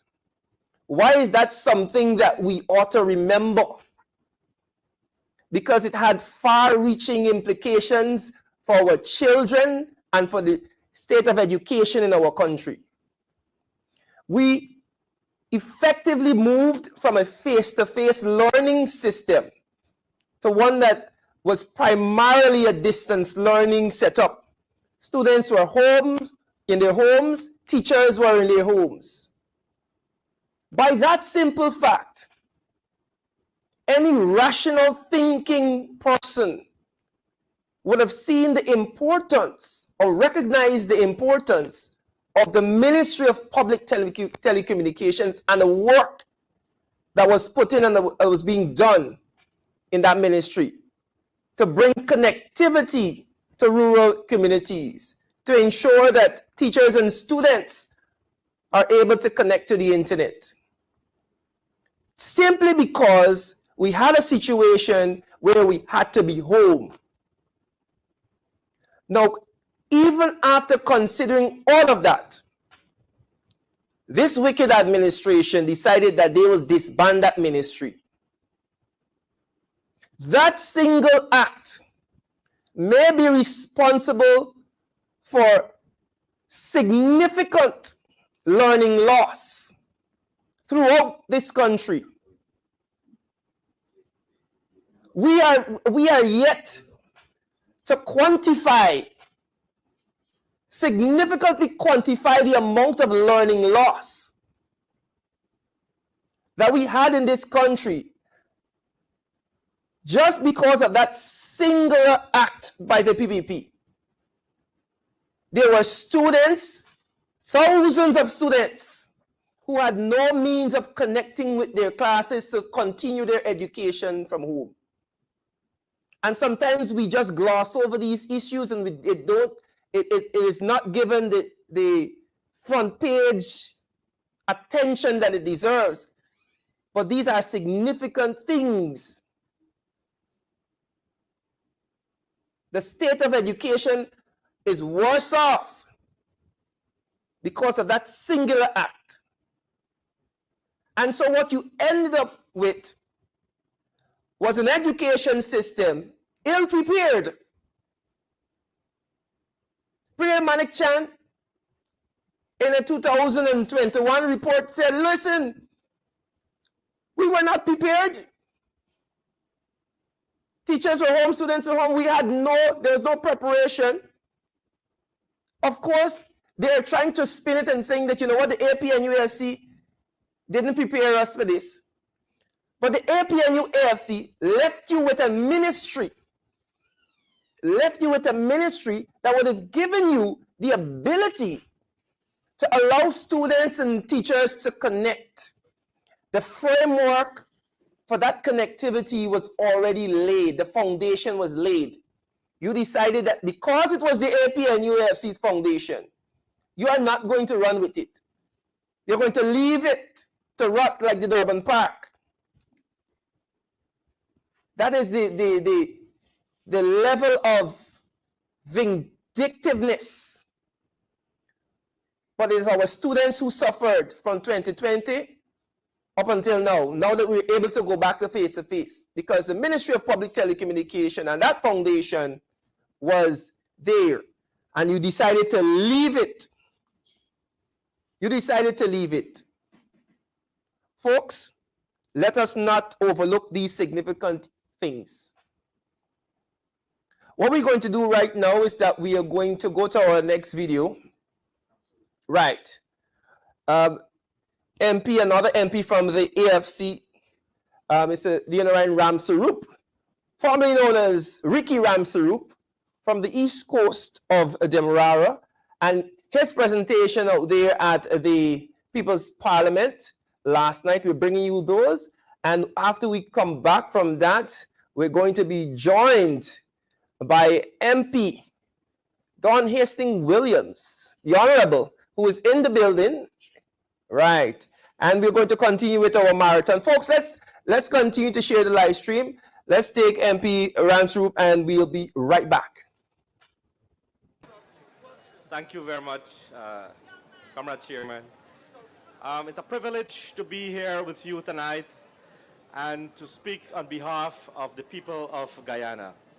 I want you to know that I'm not here to represent myself, but I'm here to represent you, because we have our support base, which is over 50% of this Guyanese population. Over 50%. So we are here to represent you. Now, I made a speech last night. I finished late, but I don't want to do that tonight with you. But we have to focus on the real issues in this country. You have to understand the economic pressure that this government is creating on you, so that you will be distracted from what is happening. In 2015, we brought the oil and gas sector in this country. The oil and gas sector, imagine if we did not sign that contract, what would happen to Guyana today? Given the war that's happening with Ukraine and Russia, you can see the economic pressure that is coming on us. The food, the increase of shipping costs, everything, food prices tripled. Comrades, you have to be patient with us. You have to give our young people here a chance, because we're going to be back in office on the next election. We are going to be right back there. So be patient with us. In that oil and gas sector, we have created something called a Natural Resources Fund, because I want to talk about that. It's very important for you to understand what is happening. In that Natural Resources Fund, we had 22 members on an oversight committee. Right now, everybody was upset that we went and upset the parliament and took away the maize, but they didn't understand what we were doing. Let me explain to you what we were doing. And I'll come to our member parliament that they want to suspend because of that. The government removed that 22 people, and let me tell you the makeup of those 22 people. It was the civil society, it was the private sector, it was the regional representation at all the 10 administrative regions of Guyana, it was a religious organization, and the list goes on. 22 people oversight on that committee. Now they replace that with 5 people that has been chaired, and the chairman of that committee is selected by the government of Guyana. Now you know what happened there. So you're going to have the things like sue and so on happening. All right, because they're fully in control of what is being, the money that is being coming in. Now, comrades, the $607 million what we earned in the first year, we have asked them in Parliament where this money is going. Till up to the date, we don't have a single answer to know where this money is spending. They said the money is in the consolidated fund. Now, if the money is there, we said, okay, which project are you spending this money on? They can't answer that neither. But you've seen that they go in and running cash grant here, cash grant there. The cane cutter's getting $250, the fisherman get $150. They said they'll give some to the teachers. They're going to increase the thing. How much person are benefiting from this? The question is that sustainable? So you can see the chaos that they're creating within our economic system in Guyana. They don't have a sense of management and the way to monitor our system. So who's the economic genius? The one that we boast about. The economic genius of this country. There's no economic plan. But they're running around borrowing money and keep pushing pressure on our future generation to come. You must understand that the borrowings, you have seen recently $6.7 billion our reserve went down by. And it's this government has done that because they keep borrowing and keep spending the money without replenishing it because they don't have an answer to that. Let me give you some track records. Because we are talking, I know Sue running things, but I can tell you what Sue running things just now. We have, in the last 23 years, they are blaming us in 5 years in government. In the 23 years, they forget that the government is country 23 years. There is no major infrastructure development happened during the period of time. The last 2 years now in government for them, name me one single project that they are doing, that they implement themselves. Not a single project. Every project that they're doing now is because of the APNU, AFC. Every single one of it. That road to Mabuda will be paving. We had that contract signed already, and the money was delivered here. They said they're going to resurrect back the hydro project. What happened? What happened? It is the manifesto promise. Failed promises. They said they're going to resuscitate the Gaisuku. What happened? What happened? Failed project and promises. Then my friend talked about those failed projects, but we'll continue to talk about the failed projects. So you judge for yourself, comrades, as to who really is the backbone of this country. In less than 3 years, we have to clean up a set of mess that they put for 23 years. And they keep forgetting that. They want to compare, every time they do a presentation, APNU, AFC. APNU, AFC. Nothing else. You understand? So, when we talk about the failed projects, they invested $200 million to the sugar factory in Skeldon. Today that's gone. Then they hired the fiber optic cables, $80 million US. Never we have benefited from that. The money disappeared. Then they had the hydro project, over $60 million disappeared. Then they had a specialty hospital. That people took the $4 million and disappeared from the country. When Anna Gulsaran made a statement in the oversight to see the problem that exist, it was because we cannot recover those money. There were no economic plan. There were no a feasibility study to ensure that the project was feasible. And that is the reason why you're going to find that they can't find the investor for the Amarillo Falls project. But I want to tell you this. Guyana is in the brinks of development. But if we don't have the right people to govern and manage that, we are going to end up with the oil course, and it's happening already. Because, and I want you to come to my next point, that the U.S. Embassy has stated that they will have to create a level playing field for businesses. So I'm coming there. What we have seen recently by Vice is that people didn't understand what the reporter was trying to do. They want to see a whole suitcase of money paid and collect. No! What Vice did is to walk you through a system to show what exists in Guyana. And that is what Vice did. They didn't have to pay no money to show you that Jack Day or whatever collect money. It was a system of doing business in Guyana. And we have to get the being over here to understand. And her job is done. Her job is done. Because it shows you exactly to get something done in Guyana, or if you come in as an international investor, what you have to do. So nowhere in this world you will find that any investor coming from the United States or UK will want to do such a business, because the laws in overseas does not allow them to do bribery. And we must understand that. So comrades, I won't be long with you, but I want you to understand that we're here for you. We're going to fight every single day. Every single day we're going to fight to ensure that we monitor, we see and check the balances of these people to ensure that our money is being spent the right way. We are going to expose them, we're going to depose them, and we're going to ensure that they held accountable for the spending of our money. Because we have seen budget from budget, but yet we're not seeing the growth, where the money is going. You have to ask yourself where the money is going.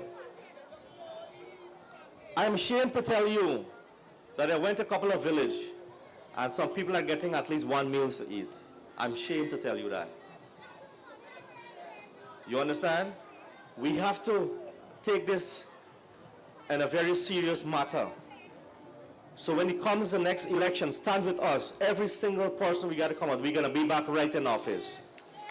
Thank you very much, comrades, for listening to me. Thank you very much.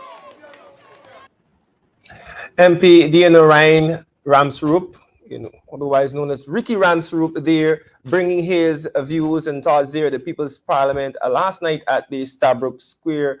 And I want to just zone in on one thing that he said, which is very, very telling and important for us to remember, people, that you didn't need to see money change hands in the Vice video. What that video did was expose the system of how business is done in Guyana, the corrupt nature of the operations that happen, that you have to come to this one man if you want something to happen in this country. And that should be alarming, folks. That should send alarm bells ringing off in our heads, because these are things that affect investment in the country. For your file to come to the top of the pile, you have to grease these palms, these middlemen like Sue, and collect monies. And that system, folks, is what the Vice News mini documentary exposed. Why is it that that's how business has to be done in Guyana? And so Jagdeo could come on the press conference and say, oh, they didn't get anything on me, my hands are clean. But what we did figure out is that this corrupt system exists, and this is how they like it. Everybody palm getting grease. Folks, let's continue to keep our eyes on the ball. Thank you, dear MP, for that. As we continue our marathon program, we are going to move on, folks, and we have two special guests with us. Joining us now, it is 5:41 here in the studios, and we are going to be joined now by the chairman of the People's National Congress Reform, the Honorable Member of Parliament, Sherwin Holder, joining us all the way from region number 2. He's with us there? Yes. Thank you very much for joining us, Mr. Chair. Welcome to the program. We're also joined in the studio. Before I go to the chair, let you know that we also joined in the studio by the Honorable Member of Parliament, Ms. Dawn Hastings Williams, and of course she will be chatting with us as we discuss some other issues pertaining to the crisis in government. Welcome to the program. Thank you, Randy. Right, and welcome, Comrade Chair. Thank you, Randy. Good evening to you. Good evening to my colleague MP Dawn Hastings Williams, and good evening to your guests. Yes, thank you very much for joining us, taking the time out to join the program as we discuss a number of issues. Chair, I'm going to start with you here. We have brought up so many topics since the start of this program, and it seems as though Guyana is in crisis. I know that as an MP, and of course in your capacity as a chair of the PNCR, you're dealing with these issues on a daily basis. What are your general thoughts on how the PPP is governing, given the 2 years, 2.5 years that we've seen from them so far? Thank you, Randy, and good evening to your viewing audience, listening audience again. I would describe it as absolute bad governance. I wouldn't say poor governance. I would put it to the extent of bad governance. This administration has had roughly 2 years already, and we're seeing a downturn in practically every single sector that you can consider in this country. We're seeing bad governance in the education system. We're seeing bad governance in the health sector. We're seeing bad governance in the public, what do you call it? What do you call it now? The police system, the Police commission, yes, in terms of law and order, we're seeing bad governance in that sector, and practically every single sector we're seeing, poor practices of governance. And so it is my belief and the belief of our party that this country is in a crisis. There is a food crisis at the moment, cost of living crisis. And then we have, on the other hand, we're seeing now evidence of corruption amongst high public officials. And so we're really in a jam here in this country. And I was looking at your video just before we came on, where the Honorable MP Ricky Ramsroop spoke. And it dawned on me at that moment, once again, ever so often, that we did not see these levels of poor governance or bad governance. We did not see the levels of corrupt practices during the previous administration. And I believe at this point, the public is becoming to have self-realization. The public, more and more persons, even across those who would have supported the People's Progressive Party in the last election, more and more of them are beginning to become more aware of what is happening, becoming conscious, and coming out of that illusion that they created from 2018 to 2020. And so you're seeing more and more persons are crossing the aisle, more and more persons are speaking up about these issues. So I am happy to be on this program with a very experienced former minister. And I know that we can have a productive discussion as to where we are now, where we were, where we are now, and where we are heading as a country. Yes, thank you for that. And I'll throw it over to MP Hastings Williams. You are Shadow Minister of Amerindian Affairs. I want your general take on what you would have observed over the last 2 years as an MP, as a representative of the indigenous people, and as a Guyanese. How do we take what is happening? What are your thoughts? Thank you again, Randy. Good evening, and good evening to your viewers. Indeed, it is a pleasure for me to be on this forum to reflect and to highlight what I have seen during these 2 years when PPPC government took office in 2020. Yeah. Now, coming off of an online worship hour, this reminds me of Adam and Eve, when Adam blamed Eve and Eve blamed the serpent. So it's a blaming game. In my opinion, it's a blaming game within the governance, the PPPC governance at present. Yeah.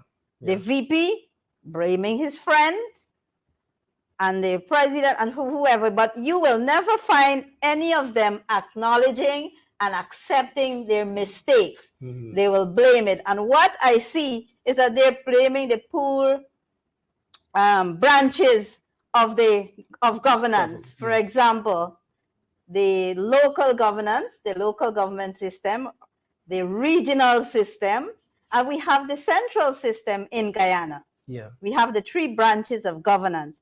And if something goes wrong at the top, Randy, then we expect the middleman and the lower one to emulate same. Yeah. And why I say that, because recently, coming from an hinterland region, we have heard about the crisis of what is happening in the Desri Caesar Fox, what we call Warramadang Secondary School. And you know, some persons are so brave enough to say, let us not talk about this and we don't have the facts. What more facts do we need?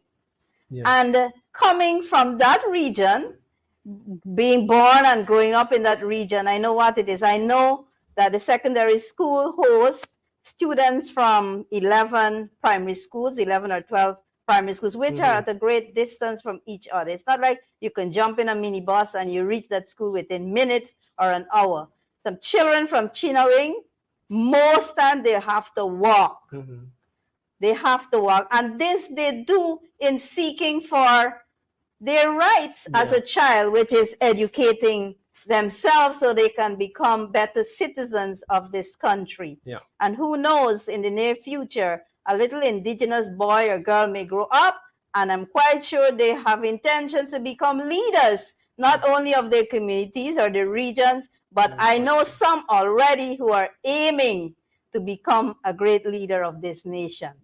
And that is their right. As anybody else. You know, you pointed out something that I need, and I'll come back. I'll ask the chairman's opinion on this, but I want to get your take first. This blame game. Now, from observation, we know, right? The evidence is there to support that central government in some of those regions, specific regions, they are doing their best to stymie the work. They're not giving them what they need. They're withholding things from the RDCs and NDCs that are controlled by the APNU AFC. They're being stymied. When we heard this story about what happened at the DC Caesar Fox School here in Region 7, there was an attempt by the minister and the government to say, well, the region is in charge.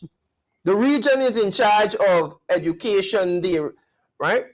But then the people of the region made it known very clear that they are not getting what they need from central government to be able to do what they have to do. And so it is a matter of, okay, we're going to stifle them and then we're going to blame them. That is what we see happening. And I want your take on that before I throw it to the chairman. Your take on how the role that they play in stifling these RDCs and NDCs. You're quite correct, Randy. As I said, they continue to blame each other because as they said, when they started to do their investigations, I read in the Kaichur News, I think it was, if I'm not mistaken, that it was the fault of the head teacher. So the blame gone to the poor head teacher of affecting the system of the school administration. But being a former head teacher, I had a hot meal at the school, and I know the dormitories throughout Guyana, their tender bids are being handled at the central government because it's almost approximated as way years when I knew it was like 13 to 14 million a month for these dormitories. And so for the year, you can imagine how much monies were being allocated. We passed budget very early in this year. And that came under school feeding under the Ministry of Education and then regional development, local regional government. So it is not to say that monies weren't passed. I can attest, perhaps they may have not budgeted enough because of the COVID pandemic, but even that shouldn't be an excuse. As you say, you're blaming the head teacher that she sent in her requests late. But you would have seen everyone there knows that the head teacher was in Bartica 2 weeks before this incident or this issue came up in public. She was there at the Department of Education, and usually it's the head cook of the kitchen that prepares this menu, the list based on the quota that a supplier is given. When he or she is going to tender, there is a fixed quota for every month what he or she has to supply. Yeah. But the problem there was, as I understood, that the contract wasn't awarded to no one as yet. It's June month. Budget was passed in January, and no contract had been awarded to any supplier, any of the suppliers to supply that school. Yeah. And so it was a crisis.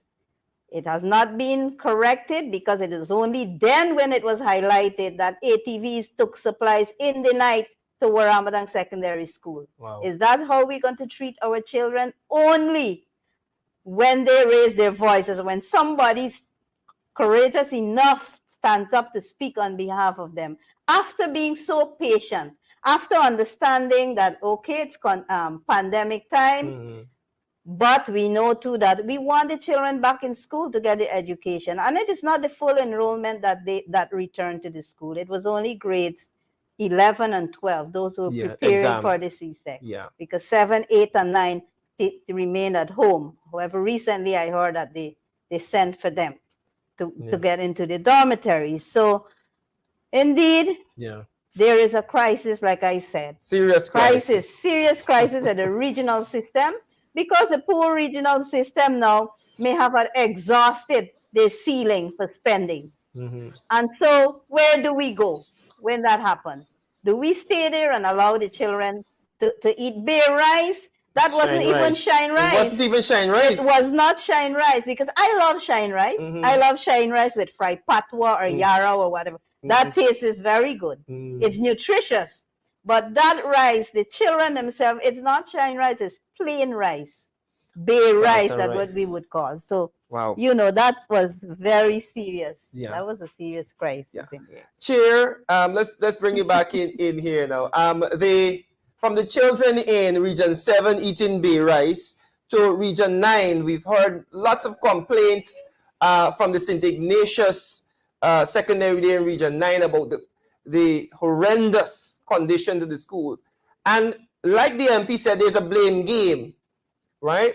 But we know what is happening. There's a concentration of power at the top, and we have the tin pot dictators, like I like to call him, Dharmlal, who is in charge of local government, trying to hold on to that power.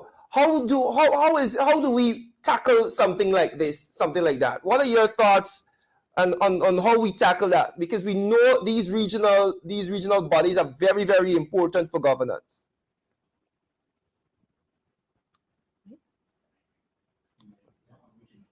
Okay. Oh, my mic? Oh, sorry, you have to unmute your mic, Chair. Yes. Yes. Yes. First off, I was listening to former Minister MP Don Hastings there, and it dawned on me that these very issues exist in a number of regions. Yes. For example, in Region 2, it was brought to my attention that there is a big garbage, a very terrible garbage build up at the CV Noons Primary School. And I was told by reliable sources there, by parents and even teachers who brought pics to show me and even invited me to the school to see the condition. Now, I was told by them that this garbage situation existed over the last year or even more. Over the last year, no one has attempted to clear any amount of garbage there, but what they're claiming is happening is that a certain company is being logged as removing the garbage. And so money is being passed. People are being paid for this service, but the service is not done. And so the children and the parents and teachers are made to suffer there. A teacher even explained, she came to my home one morning very early and she showed me the pics and she said quietly that she doesn't want her name to be mentioned because you understand how this government operates. They victimize you. And she said to me that they attempted to burn the garbage because no one was removing the garbage, and apparently there's a racket there going on. But they were stopped by no other than officials from the People's Progressive Party. Their party office is adjacent to the school compound, and so they don't want the smoke to affect them at their party office. But the garbage can remain there, Randy, and can affect the students, the teachers, and the parents that have to, use that school. Another situation that I observed was at the multilateral school. I have a child there at that school, so I've seen it with my own eyes. There is a situation there, and I think someone raised it on social media. When it rains, the children, there's a lot of water there going into the roadway for you to get into the school, and no one is paying attention to it. Now, one parent brought it to my attention that he attempted to take some pics, and at that moment, the security attempted to put him out of the compound, and thereof he was banned from entering the school. So the powers that be passed that instruction to ensure that that situation is not further exposed. So it's happening all across the various regions. But what I wanted to highlight that these things are happening because of the PPP's quest for domination and control. Now, one of the tenets of good governance is inclusivity. Inclusivity is a major pillar of good governance. But what you find happening with the PPP is that they do not want to allow, for example, NDCs that were won by the APNU AFC they do not want the party to govern in those NDCs. They don't want the party to run those NDCs. So, and it's not only restricted to NDCs, it's also towns that were won by the APNU AFC coalition, and also regions. In the case of Region 7, that's a region that was won by the APNU AFC. So what they do is they undermine the leaders there, the leadership of those regions, whether it be the regional chairpersons or if it's the NDC chairs or the mayors of the towns that we would have won. So they undermine them by using persons like the town clerks, which they control, the overseers, and the the REOs. They use them, that system, to undermine them and to starve them of resources. But when they end up in these problems, as in the case of the Warramdong school, then they shift that blame now back to the region and say, look, the region is in control. That's an APNU AFC control region or an APNU AFC control NDC or town. In the case of Georgetown, they do the same thing. I see the Minister of Public Infrastructure and others blaming the mayor for poor drainage. Every time it rains, they blame the mayor and town council of Georgetown, when in fact they starve these bodies of the necessary resources that they require to do the people's work. So the question of now we get to the question, how do we combat this? How do we combat this in the face of a brutal, dictatorial government that is currently in power? I would think the first one of the ways that we can tackle it is to carry them to court. But that is another, that's another thing to discuss, because even in the court system, they infiltrate. And so one of the best ways to tackle it is through the courts, which we as a party have in recent times have been doing. There are a number of cases that we have put to the courts to challenge the PPP in that regard. Another way is for the people themselves. Now, the people themselves have got to become more aware of what is happening and rise up against this dictatorship, rise up against this poor level of poor governance, rise up against this government that is attempting to dominate and control and suppress certain sections of the public. I'd want to give Don a little time because I've been saying a mouthful. Yes. Right. Thank you for that. And you raised some very important points. Let me say this. Education in general is in a crisis. From Tocqueville Secondary, people being shocked. We saw the violence in schools, Region 9, Region 7, Region 1. Education is in a crisis. But, you know, Priya Manik-Chand is engaged in the sort of propaganda politics that the PPP is known for. She's going to go on Facebook and smile and say, you know what, we're getting $30,000 cash grant, and primary school children get school books, and we're going to plaster this about, oh, she's doing a wonderful job, right? That's the kind of propaganda politics. And as we're talking about cash grant, I want to bring back MP Hastings Williams here. We have slipped into this reality where we are a handout nation. Unsustainable as is, we are a handout nation.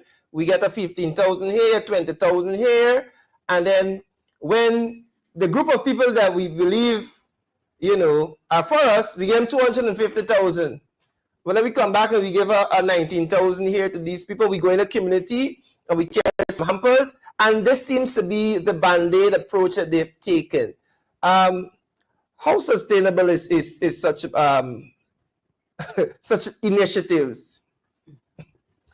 Okay, Randy, any right-thinking person, a person with a common self, very well knows and will know that programs as such are not sustainable. I personally don't say that PPP is in government for only 2 years. They had 23 or 28 plus 2. Right. I can agree when you say APNU was in power for 3 years. Effectively. And I can proudly say what we did as APNU AFC in Region 7, Regions 9, within that 2 short period years before the no confidence came in. I can proudly stand at this time, and the people know it. We built 20 houses in Upper Mazaruni. It wasn't easy, but we managed. We completed 20 houses under CHNPA within those 2 years. And the people are living comfortable, happy within that home that we provided for them. 2 years has passed. Not a single house has been built in Region 7. Wow. Not one on the CHNPA.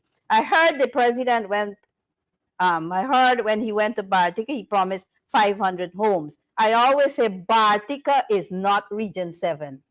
Region 7 is made up of Upper Mazaruni, Middle Mazaruni, and Lower Mazaruni.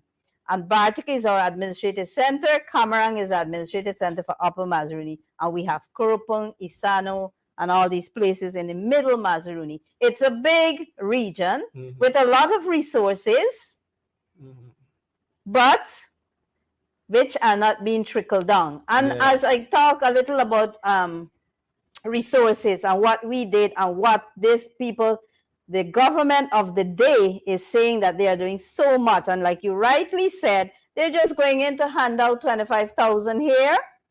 They promised to give the hinterland residents 25,000. What can that 25,000 do? I am not saying they shouldn't receive it. No one wants to refuse money, especially at this time. Any little pittance that comes, they will be gladly to accept. What I say to them, accept it, collect it, and request for more. Ask for more that will allow you to make you live, to make you to be in a comfortable home, or, you know, in a comfortable situation. But my people, they themselves are seeing for themselves. Why only give us 25,000? And you know, it's a fact that in these hinterland communities, the cost of living is very high, Yes. and it's getting higher day by day because the cost of the air freight has gone up. Mhm. To go into Cameroon stuff in presently, there, it's only by flying means we haven't been able to complete any roads as yet to link these regions, to link the coastland to the hinterland. We're still in the process of, I don't know if it's feasibility study or if it's just negligence, but we have not been able to do that after 56 years of independence, to link the coastland. Sadly. Let me say this though, you brought up a very important point, and I think we're going to, as we come to the end of this segment, we have to talk about the cost of living. We have to talk about the cost of living.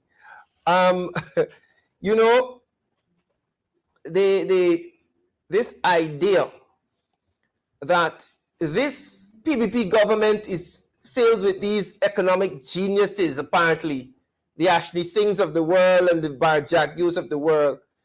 And they have overseen 2 years of rapid inflation, rapid rise in the cost of basic household items, and there has been little to nothing being done to ease the burden on the Guyanese people, except for the $25,000. And before we delve into that, essentially, I don't believe that there is anything wrong with in economic terms, you call it cash transfers, but it has to be something substantial. That somebody, when they get this, they can invest in a little shop and they start being can sustain themselves and the family. You can't do anything with $25,000. And to give them $25,000 to give them grocery for this month, and then you're coming back next year to give them another $25,000. So I believe that cash transfers and at a particular level make sense if it is substantial enough to give the person opportunity to use that money to do something. It's the adage of giving a man a fish as opposed to teaching him how to fish. If you say, I will give you enough money that you can buy a fishing rod and so you can fish for your family every day, then that sort of cash transfer is something that makes sense. But there has been nothing to that level to ease the burden on the Guyanese people, right? And I'm going to go to the chairman right now, and we'll come back and end on the cost of living with you. But chairman, I want you to comment on the lackluster approach by the PPP to deal with the burdens put on Guyanese people because of the cost of living. Yes, thank you, Randy. Well, lackluster is you stole the word from me. People are under real pressure currently in this country over the last year, maybe the last year and a half, or as long as 2 years. And as a party, we have called on the government time and time over to take an approach that will ease this burden especially on the poor and the vulnerable people of this country. As a party, we made several proposals. We made proposals at the beginning of this year. In this budget cycle, we made proposals in the last budget cycle and the cycle before that. But what we find is that the government has only been dismissive of those proposals because obviously it didn't come from them. Lately, I saw the vice president dismissing one of our proposals that came from the leader himself to use the excess cash that we're getting from the oil now to subsidize the fuel cost, subsidize fuel in this country. Excuse me. We understand that the price of fuel plays an integral role in the cost of living and the level that where food prices would be. And for him to dismiss such a proposal when in fact we prove that countries like Mexico, both oil and non-oil countries, countries like Mexico, for example, are taking the same approach. As we speak, the US is looking to have a similar approach to reduce the cost of fuel so that the food prices and other goods prices for goods and services can come down, because we know that once fuel price goes up, everything else goes up. And so we've made these recommendations, these important recommendations. We've made recommendations for the government to determine a livable wage and put measures in place to deal with that persons that are receiving below that minimum level. But this government, to my mind, Randy, is not serious. They're not serious. They're not taking their responsibility as a government to the people of Guyana very seriously.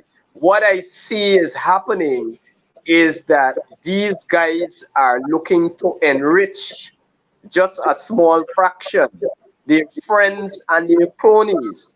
And so we can go even to we can look upon the recent documentary involving the VP and Sue and the reporter posing as Chinese investors. And he clearly says in that documentary that Sue is my friend. He handles all the arrangements. And so you get that sense that this is the way business is done. This is the order of the day. This is how governance is being practiced, is being executed in this country today. And it is for a small clique, unfortunately. The masses are not benefiting. Now, MP Don mentioned, and you yourself, Randy, mentioned these plasters, these little handouts. My government, my party, supports cash grants. We support cash grants. We will support cash grants in the future. But we also want to see some critical measures being implemented that goes beyond cash grants. Merely giving out a $25,000 here and there will not solve the problems. This is the problems in society today. There need to be strong measures that has to be put in place, and so that is the expectation, the minimum expectation of the people of this country. People expect these things to be put in place. Now, when you get to even the cash grant level where they are giving out these grants, recently, for example, they would have been giving out $100,000 to what they call visually impaired. When I read the flyer, it had visually impaired, even for those who are wearing spectacles and those who are blind, or And what I found in Region 2 is that they have rather different standards for different people. When you go to Dartmouth Health Center, for example, and I was there, and I spoke with a number of persons that were there. They told those persons, some groups of persons, that they're not entitled. These people have to be blind. The children have to be blind in order to get this grant. But when you speak to the health workers there, they are saying that is not the normal case, because on a daily basis throughout the last week, they would have been recording persons that just came with spectacles, children that just came with spectacles. They had no real visual disability, and so there's a different standard for different people. I went to the Anne Regina Health Center, and I had cause to upbraid the person in charge of the program, and I said to him in no uncertain terms, "This is a clear case of discrimination. You guys are discriminating against certain groups, certain persons that are perceived to be non-supporters of the People's Progressive Party." What they did in that system is that they placed party acolytes at each and every health facility so that they can determine who benefits from these programs or not. And again, Randy, we're talking about bad governance, the issue of bad governance and how the resources of this country are distributed. We can look at the flood relief grants. We can look at the COVID cash grant and the way how they went about doing it. Now, Irfan Ali himself promised, I recall it's probably about a year and a half, it was December 2020. He called on the Auditor General to investigate these claims. And we're now in June of 2022, and we're yet to see any investigation being done. But that is the way how these guys govern this country. And essentially what they are doing is they are creating a rift, they are creating animosity between the different groups, and specifically between Indo and Afro Guyanese in this country. And that is not a good sign. That cannot be good for the future of this country. But I think what essentially they're doing, they are purposely creating these rifts so that they can have a political advantage. A political advantage when you get to elections. They believe that they are more Indo-Guyanese than Afro-Guyanese, and so they can operate in that manner and create this animosity between these two groups, and it will be advantageous for them at elections. But it is not only between those two groups, because I have met with a lot of poor Guyanese, Indo-Guyanese, that made claims of discrimination. I've met with Amerindians, indigenous Guyanese, that made claims of discrimination. Only yesterday I was speaking to someone from way up in the Pomeroon, and she described a terrible situation up there, how they operated in terms of the distribution of the grants. Yeah. Right now, they're expecting this riverine flood relief to come on stream, but they're not hearing anything about it. And it appears from what she said to me, it appears as though you have to align yourself with the PPP party persons there on the ground before you can receive. She explained a situation where an entire family got the grant from every member in the household, and when you come to other folks, it is only some of them were not given completely, they were disregarded completely, and then there were others that just one person received. So it is a sad situation in this country, the way how the PPP is going about governing it. And I think that more and more persons are recognizing this fact. And as an opposition, we have to be out there more. That's why I like this program. We have to be out there more, speaking to the public, educating them, and letting them know what is going on, and putting forward, at the same time, putting forward our plans when we get back into government. And get back we will. Yeah. Chairman, I hear you. It is well established that the PPP is probably the most corrupt administration in this hemisphere. COVID, there are people who still didn't get the COVID cash grant. That was a massive corruption, as you said, an audit. The farmers with that corruption, that racket.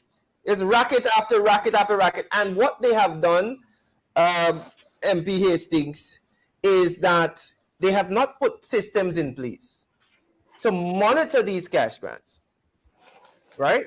And so when you give people a bag of money and say, go distribute it in the communities without any measures in place to hold them accountable, then we hear all of these stories about people being skipped over and who get and who didn't get to, because they have decided, okay, we're going to do it ad hoc. We just give the money and let let our party people distribute it. And so this is what we have. And again, these are the measures that you're putting in place to bring relief to the people, and they're proving very, very ineffective. Yeah, I just wanted your thoughts on that and the lack of oversight on.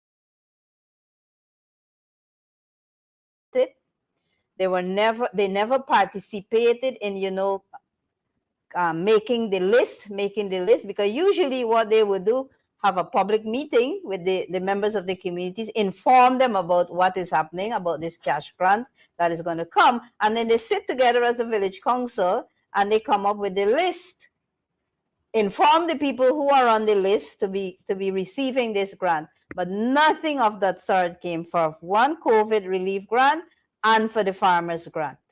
They were not consulted as the two shall, because one particular two shall tell me, MP, I have been a farmer all my years.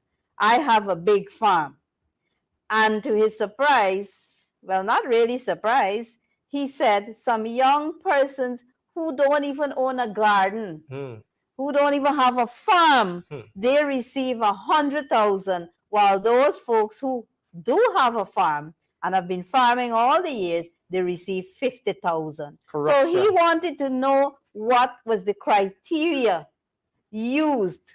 And according to you, so what was the system that was in place for this distribution of cash grant? So I can tell you a lot of those persons in the hinterland communities are dissatisfied. Yeah. It's just a polish that the government will go and say the people are happy. They will go to 1, 2, 3 persons, ask them to comment. Oh yes, we're very happy for this 50,000, 100,000. What one Guyana are we speaking about? When I get 50 and you get 100, the cane cutters get 150,000, and indigenous person getting 25,000. Yeah. These things do not coincide with their theme of one Guyana. I was even listening to a YouTube presentation when the president himself went to Camarang, and one of the two shouts stood up and said, "We thank you for the initiatives of the 25,000 grant, but in this oil producing community, we expect more." And the person said, "We expect to hear, or we need 25,000 US." Well, of course, the person really didn't mean, and the president turned and tell him, "That's a gaffe." He's not here about gaffing. But literally he said that, but his intention was that we needed more monies to be poured into these communities. And I agree with you, this government is in crisis, because to this date, you wouldn't believe, if I'm not mistaken, there has never been the Natural Resources Committee meeting called to this date in Parliament. But so we're spending money. We're producing money. We're hearing in the news that we've received this so much $1 billion as revenues from the oil, but it's not being scrutinized. How can that be transparent, and how can that be counted as accountability to your people? Yeah. Receiving billions of dollars in oil resources, gold, from diamond, from whatever resources we have. But the Natural Resources Committee, sectoral committee, to this date has not been called in Parliament. Wow. Transparency and accountability is the enemy of the PPP, and we know this. It is almost 6:30, and we're going to bring an end to this segment of our marathon discussion on Guyana in crisis. I want to thank the chairman of the PNCR, MP Sherwin Holder, for joining us from region number 2, of course, and in studio, MP Don Hastings Williams. Both of you, it was a really, really good experience having this discussion with you as we bring to the fore the issues being faced by our citizens in Guyana. Chair, thank you very much for joining us. Your mic. Sorry, thanks for having me, Randy. Anytime. Right, great. And of course, in studio, MP, thank you very much for bringing light to a number of these issues. And that's something that you mentioned at the end, where we want people to know all this big talk about the natural resources bill and this, and they have not made any attempt to convene that committee. Thank you very much for your presence here in the program today. Thank you, Randy, for having me, and thank you to your viewers. And I would just like to encourage them, all our viewers, to let us unite together for the development of our country, and wherever discrimination, victimization, corruption of any form, as Guyanese, we must stand firm. Yes. We must stand firm against these, whether it's through a protest, a peaceful protest, whatever, because Yes. we know a lot about the chronicles of hypocrisy under the PPPC. Yep. There are a lot if we go to take and talk about, and they are never original. Only today we were chatting with a friend. You know, this government is never original. Born and brought, food, feed, clothe, and house the nation. They came with grow more food, and they're going to rebrand it with something else. And trust me, you will see they're never original. There is nothing new that this government has placed on the table for this country with a lot of resources that they are receiving. Yeah.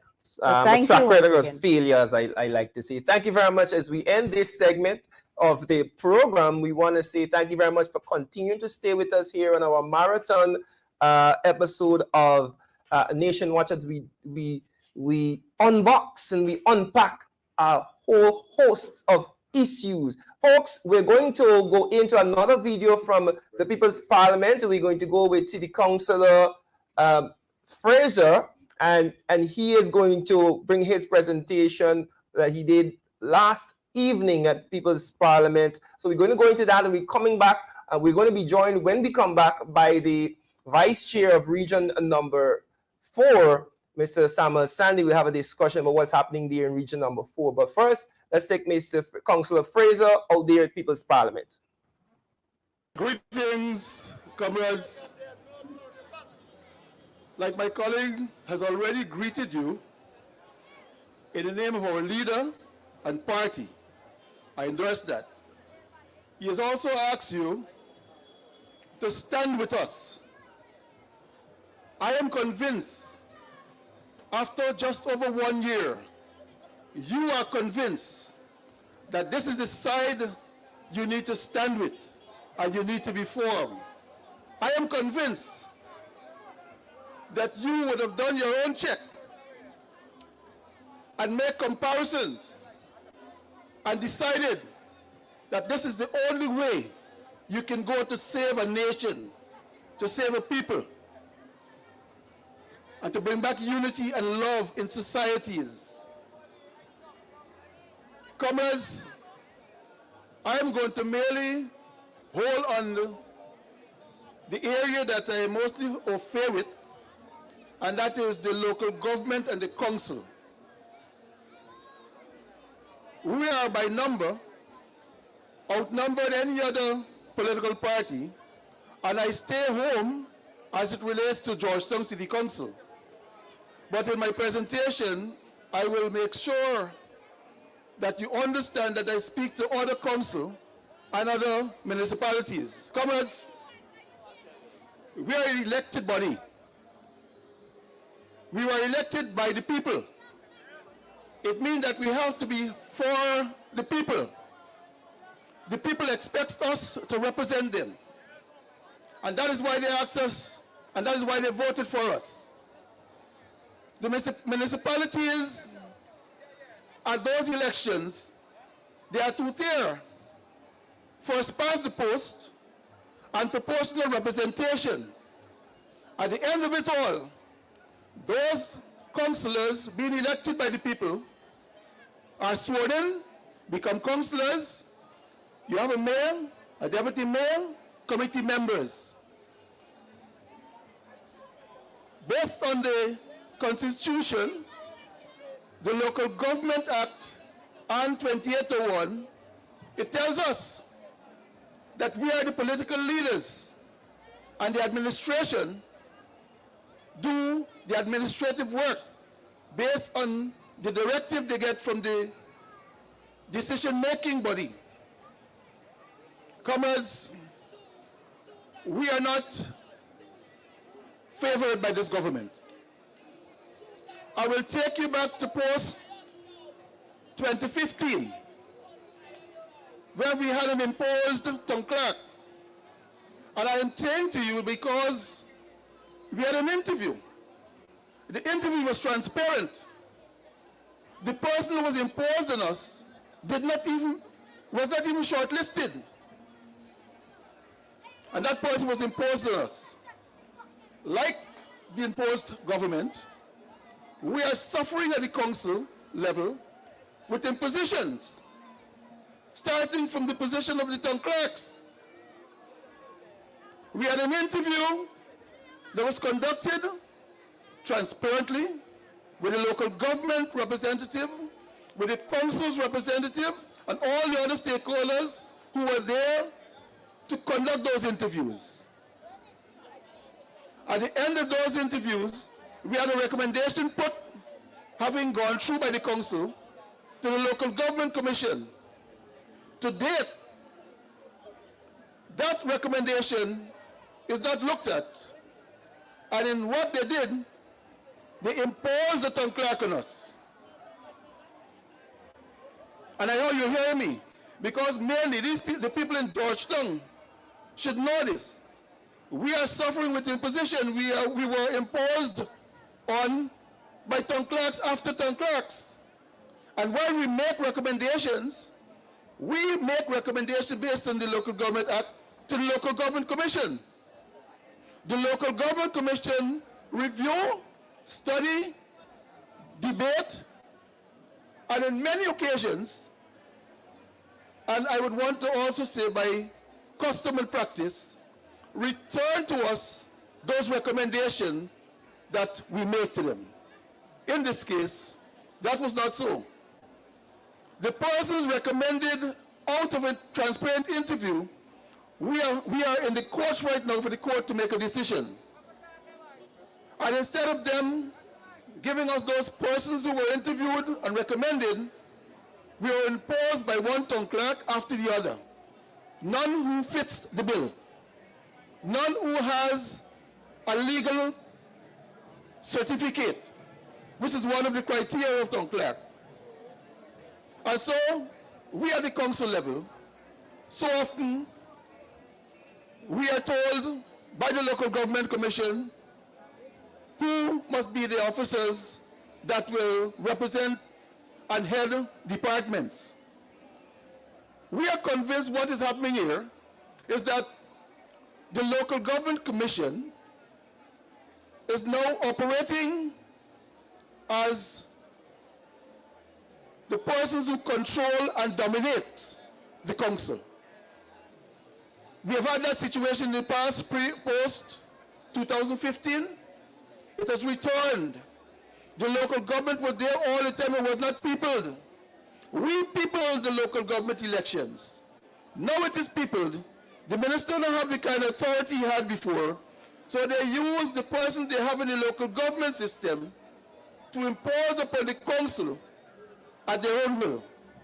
Comrades, I can tell you, there are a number of issues that we have, but I'll raise a few with you. One of which, we had some staff members of a particular section of the council, who, because after the imposition, they were under the necessity to people the Local Government Commission, so the council had to do their own interviews, the council had to do their own debates, the council came up with position and make recommendations. And that process was outside the Local Government Commission having people. At the end of it, after we came up with a position, the Local Government Commission, now people, decided they want to go over those recommendations. And you know what they did? They fired 7 staff members from one section. Those staff members were penalized pay their penalty, and after the local government commission were bodied, they said they want to look at those documents, and they fired those persons. Those matters are in the courts right now. I am convinced that we have reached the stage where the council, and we are looking at it, that we have to look to ask the court to allow us to study the Local Government Act. Because we as councillors who are elected are not allowed to do what we have to do. We make decisions, and a different decision comes from either the Local Government Commission or the minister at the council. And the staff members so often will want to carry out those decisions that they, or those instructions they receive from the Local Government Commission or the minister. And so what happens? The people who are supposed to be representing the people, who know the people's best interests, and want to do things that will satisfy and ease the burden on the people of Georgetown especially, those people can't be represented because we are not allowed to represent them properly. We are given subventions. We were given subventions from the AP and UFC government.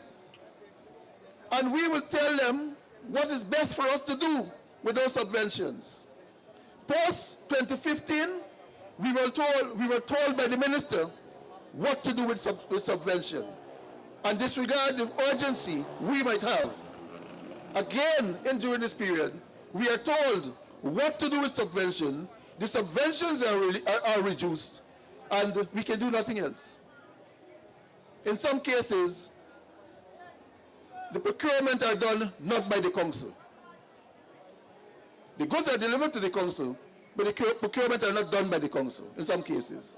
So, comrades, we have to rely on the people.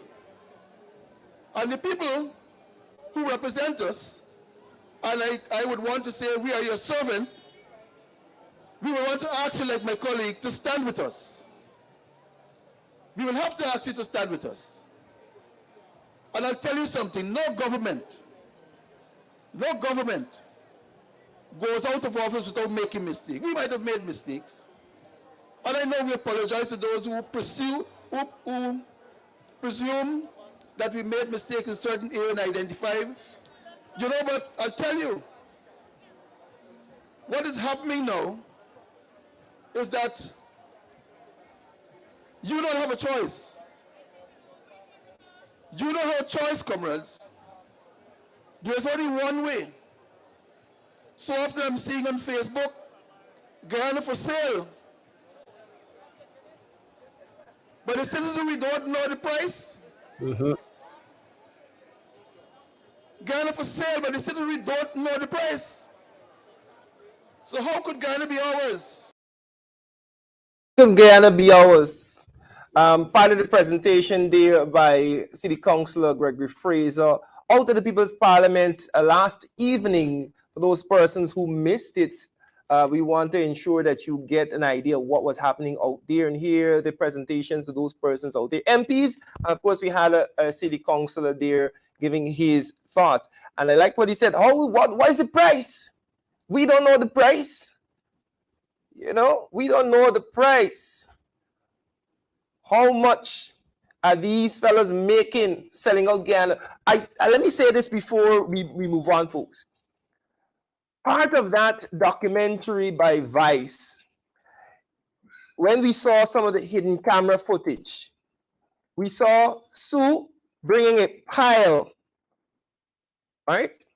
A pile of documents which had land and timber concessions and oil and all manner of things. And essentially he is saying, look, through my friendship with the government, I was given access to these things. These lands are our lands. He essentially owns a large part of Guyana through his wheeling and dealing with Jack Dio and others. And now he is playing middleman. So listen, all right, here what? This particular prime land here that we can put a hotel on, I got access to it. And if you want this project to go through, you gotta meet the boss, and the boss and I, the boss can deal with the government side, I can deal with you and the money, and we can push you. That is the state of play, folks. But folks, as we continue in the final half an hour for my stint here, because at 7 o'clock we will be joined by Elson Lowe, and he'll take you up to 8 as we continue our marathon program this Saturday evening.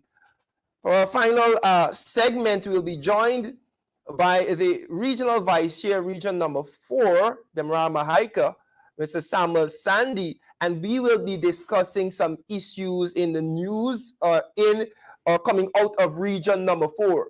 Now, before I even get into that, let me welcome Mr. Sandy to the program. Samuel, welcome to the program, VC, and we hope that you are well this evening. Thank you very much. Yes, I am great. Good night to you and good night to our viewers. Great. But you need to be well because we have a whole host of issues. Region number 4, Regional Democratic Council number 4, of course, was won and controlled by the APNU AFC. They have the majority of councillors on that council. And like the other regions that are controlled by the APNU AFC, we've seen the stance, the position, the posture of the PPP government towards those RDCs. And you have a front row seat to the contention and the victimization and the vindictiveness of this administration. And we want to get into those issues. I warn you, viewers, that it is quite a lot of issues to go through. I hope that we can do it some justice this evening. And we have the vice chair who has a wealth of information to share with us this evening. VC, where do we start? What would you say is the major issue facing the RDC as it is? Well, let me first begin by saying that Region 4 really is a melting pot, really, of issues. And it's difficult for me to even decide on which one should be considered as being most important, because every issue there is important. But if I may, I think there is need for us to fix that divide between the council and the administration. And because there is that disconnect, we tend not to progress as we should as a region. There is also need for central government to respect local government. And we have not seen that. We have written central government on many issues. We have even written the president on many issues. And to date, we have not even received an acknowledgement of those letters that were sent. We continue to see central government trying to stymie the progress, especially in Region 4, and I can say the same for Region 10 because I am in contact with Chairman Adams in Region 10, and the issues that we suffer are identical to the issues that they suffer there in Region 10. So one of the big issues there is that central government needs to recognize local government, and they must also understand that this is our region. You know, we own the region, and that must be respected. Yeah. VC, I want you, for the sake of our viewers, to sort of explain what you mean when you say the relationship between the council and the administration, because for someone looking on, they might be thinking, well, wait, the council is there and there are people working in the RDC building, which we call them the administration, whatever. How is it, why is there a divide? Explain that dynamic and that situation for our viewers and how it is that the council and the administration are seen as two separate set of people. So the council is responsible for policy. The council is made up of elected officials, made up of councillors, 35 of us in total. You have the administration, the regional administration, and which is headed by the regional executive officer. Now, it is the role or the job of the regional executive officer, who is also the clerk of council, to carry out the decisions of the council. But what we find is a case where the clerk carries out the decisions of central government and not so the decisions of the council, knowing full well that the decisions coming from central government really should be directed to the council and not directly to the REO or / clerk. So we have a case where the RDC, we will say one thing and the administration will decide to do something totally different. And if we were to invite the minister to intervene, in most cases, the directive is really given by central ministry, not for the REO not to carry out the decisions of the council. Yeah. So we have that kind of pulling and tugging, and the REO is in the middle there. Yeah. Earlier, the deputy mayor was on, and I raised the issue of staffing of these regional bodies, these regional democratic organs, and the fact that those staff are not decided by, or they're not hired by the council. Central government and the local government commission does that. I normally cite this as part of the problem, but let's dig a little deeper. The council, you said, is the decision-making body for the region. That is how it should be. That's how it was set up in the ideal situation. The council meets, they make a decision on a particular matter in the region, and the administration carries out that decision through the clerk of council, and that's how it's supposed to work. Now, there's a recurring problem in region number 4. And for, full disclosure, I am privy to a lot of these issues as I sit on the council with Vice Chair Sandy. I'm at regional council for region number 4. There's a prevailing problem in region number 4 where at council meetings, no information is shared with the council.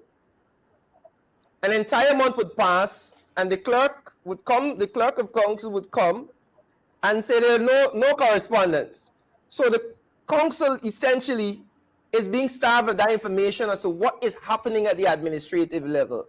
Can you kind of expand on that and give a clearer picture of what exactly is happening at Region 4? Like I said, the disconnect continues. Central government will send a correspondence to, let's say, to the RDC. The REO will also, the clerk of council, once he receives that correspondence, it's for him to take stock of it and also to inform the chairman of that correspondence. But what you find happening is that the REO will receive the information and he will not share the information with the chairman. So sometimes you find things are happening in the region, and we have to learn about these things in the newspaper and not from the REO. And the same thing happened last year when we had the whole fiasco concerning the preparation of the budget, because central government sent the budget circular to the REO, and the REO did not see it fit to share the budget circular with the council. He kept it to himself, and he decided that he will get his team and he will put together a budget and he will present a budget to the minister and in parliament and for the minister to present in parliament. So it seems that it's a deliberate attempt at sidelining the council. So it seems as though the REO has become the council.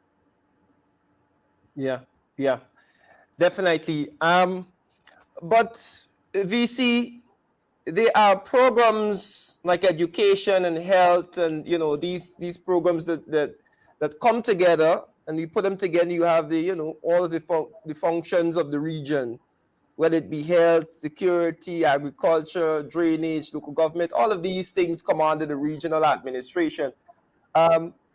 What about the reporting? Are these program heads bringing to the council the information, even though you're not getting the correspondence from the REO?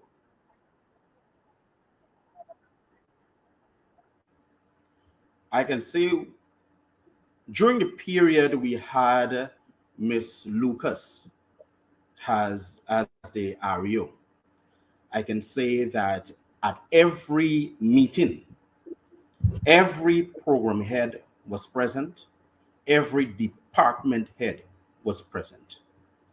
When the new REO took office, that ended. And to date, we most times see the program head for health.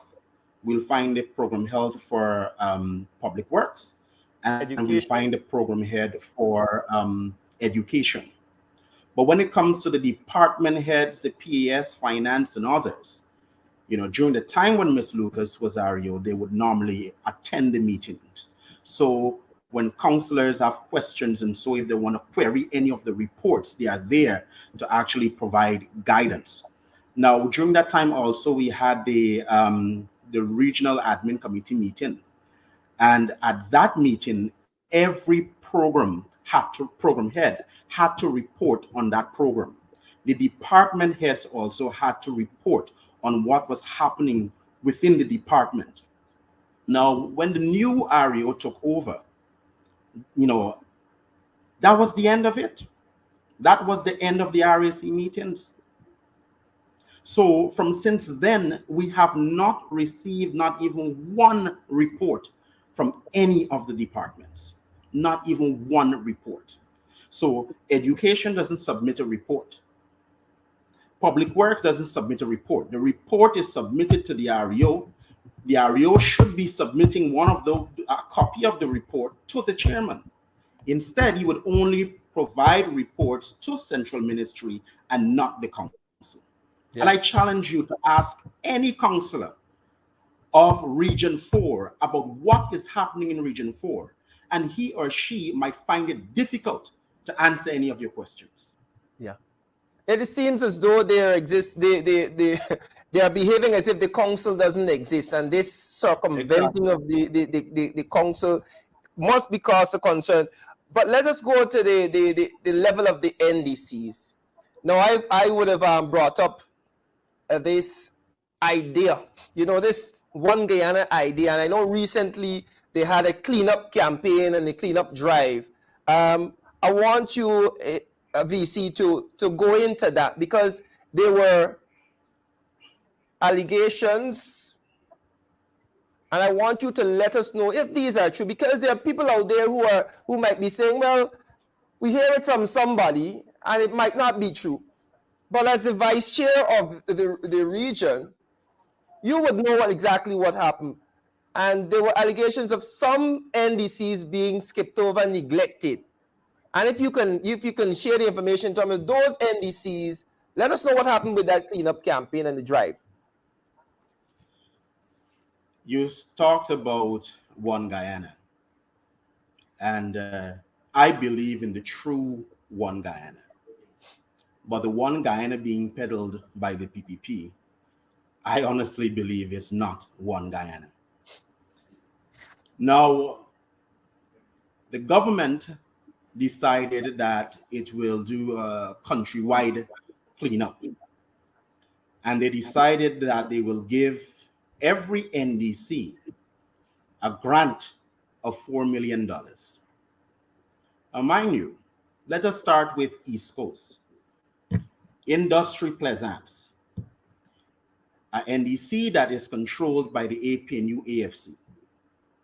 Now, at that NDC, they did not receive not even $1 of that $4 million grant. So we move to Better Hope LBI. Note that Better Hope LBI is in receipt of the $4 million grant. We get to BV Triumph. That NDC is controlled by the APNU. AFC.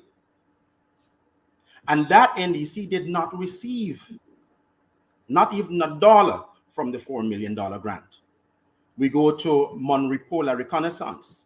Note that Monrepo La Reconnaissance did receive the $4 million. Buxton Falls, where they control, they received the $4 million. And More Hope, they received the $4 million. We get to Haslington Grove. Haslington Grove is controlled by the APNU. Haslington Grove has not received not even $1 from the $4 million grant. We go to Unity Verinigan, that is controlled by the PPP. They received the $4 million grant. You go to Cane Grove, that is controlled by the PPP. They received the $4 million grant. We come to the East Bank. Hararuni Yarrakabra, that is controlled by the APNU, did not receive the $4 million grant. Mocha Arcadia, that is controlled by the APNU, did not receive the $4 million grant. But her Stelling Little Diamond received. Lamahar Yarrakabra received. Soosdijk Hooskoverden received. Grove Diamond Place received. All the PPP controlled NDCs received the $4 million cleanup grant. And the NDCs controlled by the APNU did not receive. So it's a clear case of, Animal Farm. All animals are equal, but some are more equal than some. And they want to talk about one Guyana. Yeah, it is a joke at this point in time, this idea of one Guyana, because what you explained there can't get any clearer. It is very blatant. It's in your face. NDCs that controlled by the PPP, y'all take the $4 million grant. APN, UFC, y'all hold on there, hold on. Y'all stamp in the corner. Now, let me say this. Even and I know there are some other issues in terms of subventions to NDCs, right? How as we take out some of the issues, when these NDCs are given these subventions, whether it be grants, whether it be this, whatever, these monies, are they being managed properly?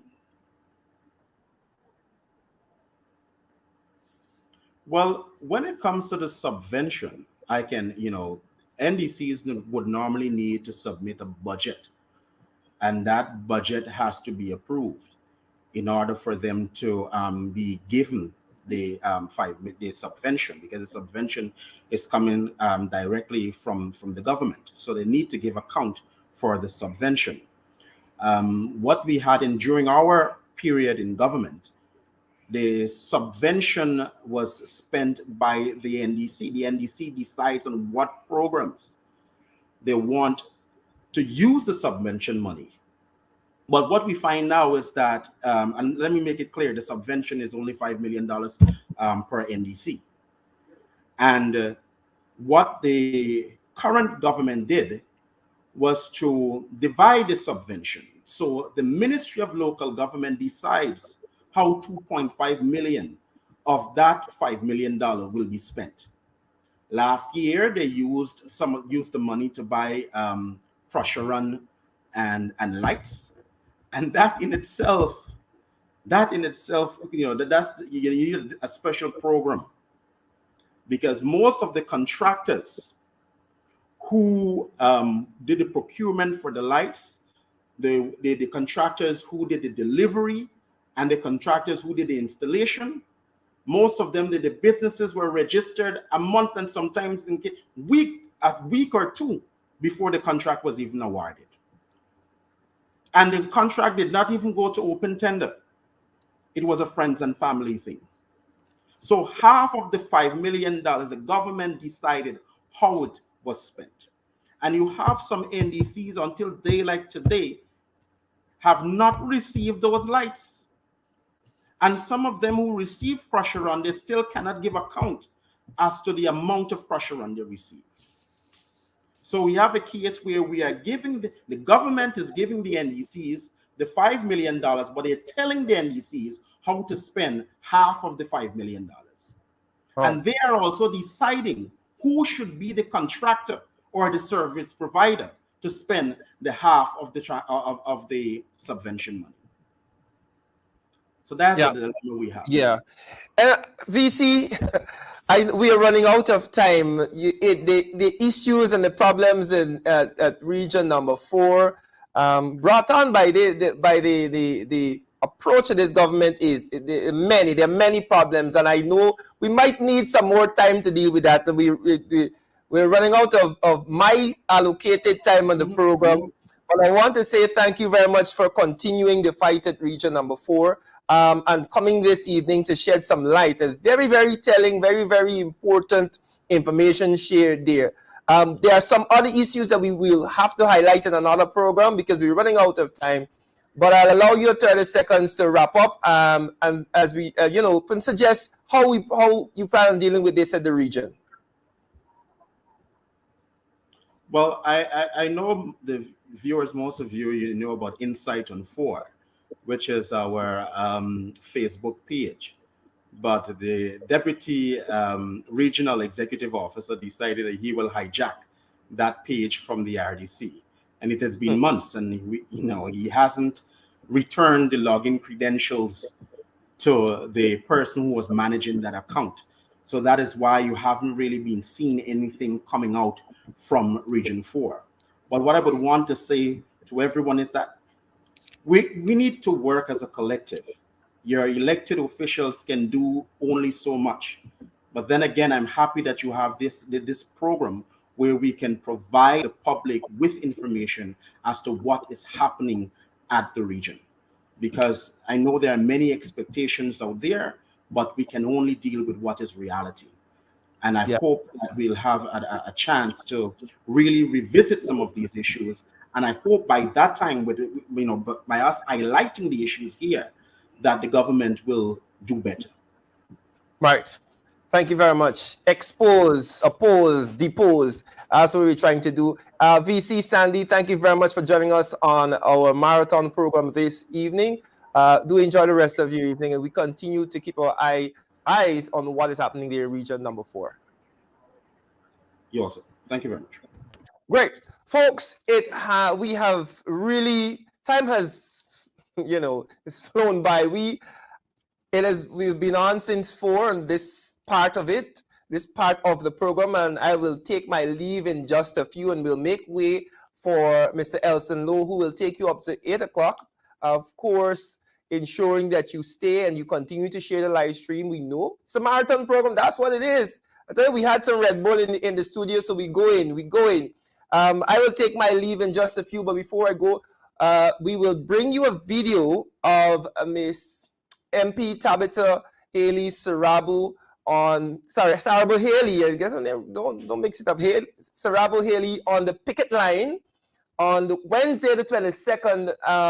Out there picketing Jack Dio. We'll bring you her comments from that in just a few. But before we go, allow me to say this in conclusion as I wind up and I wind down my segment of this marathon program this evening.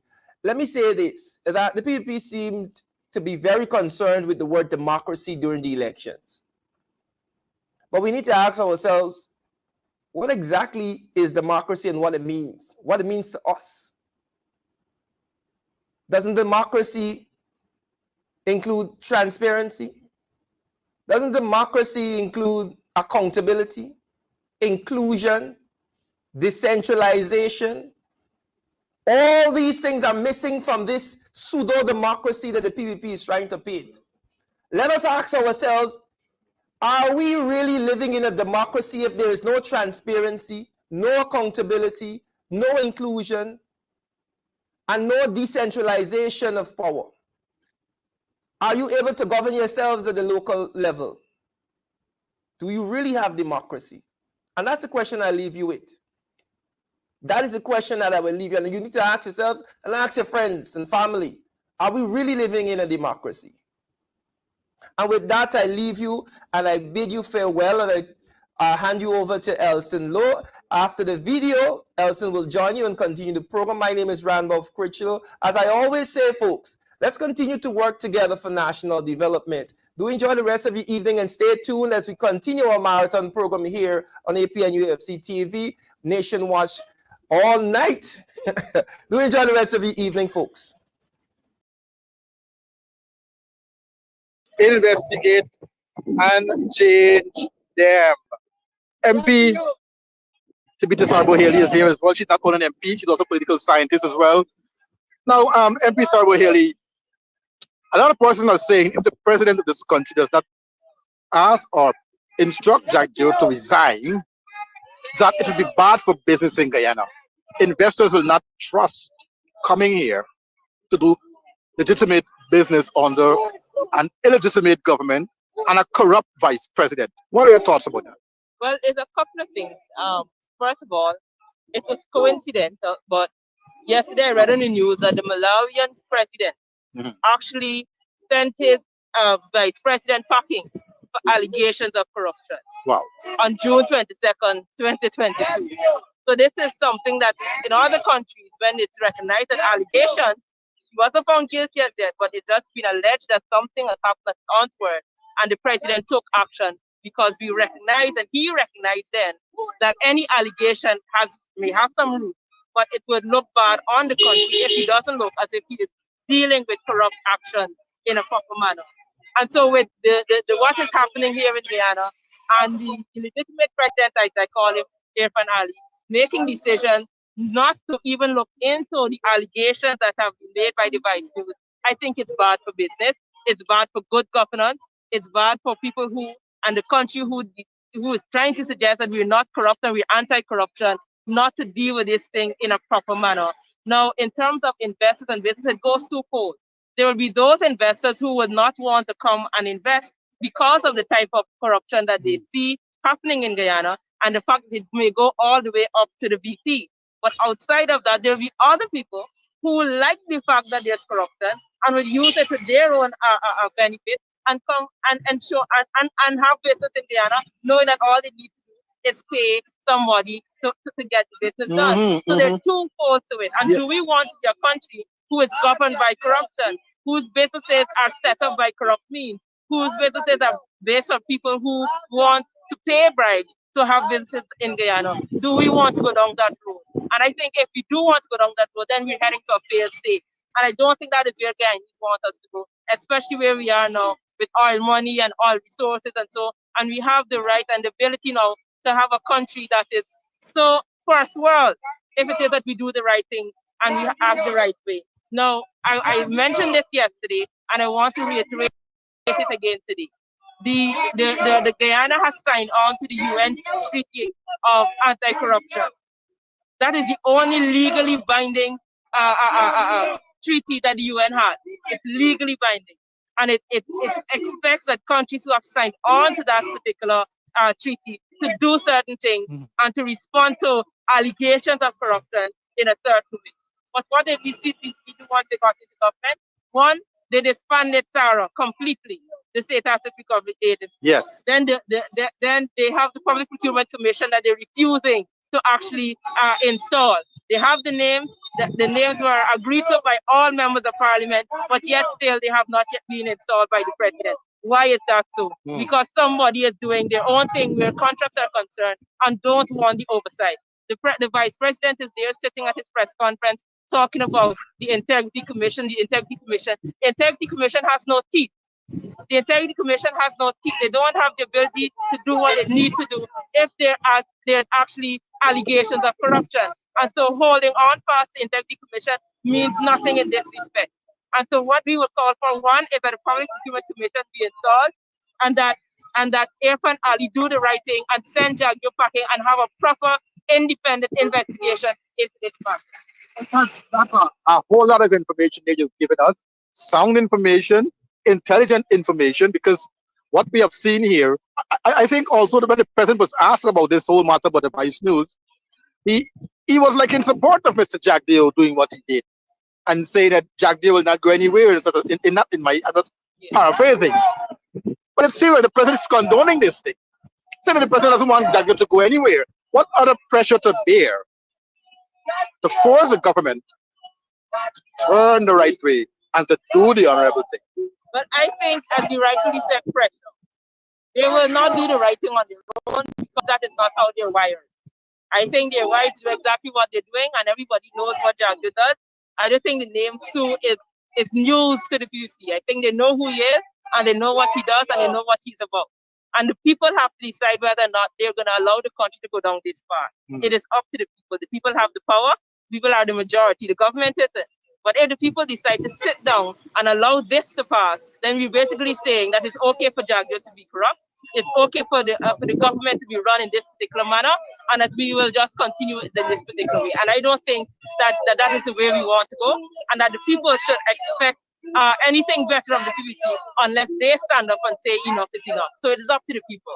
Have you seen other bodies coming out and calling for the president to go, other than the coalition and other persons in the diaspora calling for the president to go? Have you ever seen any other local bodies, the civil society, calling for the president to resign, to ask Mr. Jagdeo to resign? Sadly, I have not seen. What I have seen, a lot of persons suggesting support of Barra Jagdeo. I'm not seeing a lot of the civil society organizations making any statements, and it is actually very sad. And I'm hoping that they would recognize that this is where your voices need to be heard. It's either we want a corrupt country or we don't. It's either we want allegations of corruption to be investigated or we don't. We can't have it both ways. It's either we want a country that will thrive on good governance or we don't. If it is that you want good governance, if you want a democracy that is thriving and on the tenets of true and real governance, then we have to ensure that any allegations of corruption are investigated totally fairly and let the chips fall where they may. Before you go, Madam MP, it seems to us that the government is trying all sorts of tricks to let us lose our focus from this big issue with Sugate. Now we have seen that they have a commission of inquiry into the elections matters now coming to bear in power with a petition that is now going to be heard next month. What are your thoughts? Is it another tactics of the government to let us lose our focus and go on this petition, this charade? Yes, you are actually very correct on that. It's a lot of games that they're trying to play with the population. The more information they try to put out, they're hoping that it swallows the actual information that we receive from Vice, but I don't think it will. The elections petition, as you rightfully said, is in before the courts, and as far as I'm aware, no COI could ever overshadow that petition, and should be able to overshadow that petition. I don't know how it is that a government who is party to the issues of what happened during the election can by itself decide to set up a COI to look into what happened during the election. I don't think that is how it works. If you're dealing with looking at what happened during 2020 elections, everybody wants to know what happened. I want to know the truth behind what happened. But you have to do it in a way where everybody is involved, everybody's at the table and going through it together. The people can't decide that they're deciding who will be the commissioner, who is going to be the commissioner on this COI. I don't think that the opposition will agree with it, and civil society will not, because the government has a role in whether or not the COI ends up in a particular direction. What decisions will they make? What recommendations will they give? And that has to be in a manner that is inclusive and a manner that everybody's on board and would agree with whatever is the result. And the fact that there's a petition in court suggests that the COI is not necessarily irrelevant, that the petition alone should go. All right, thank you, MP. Thank you.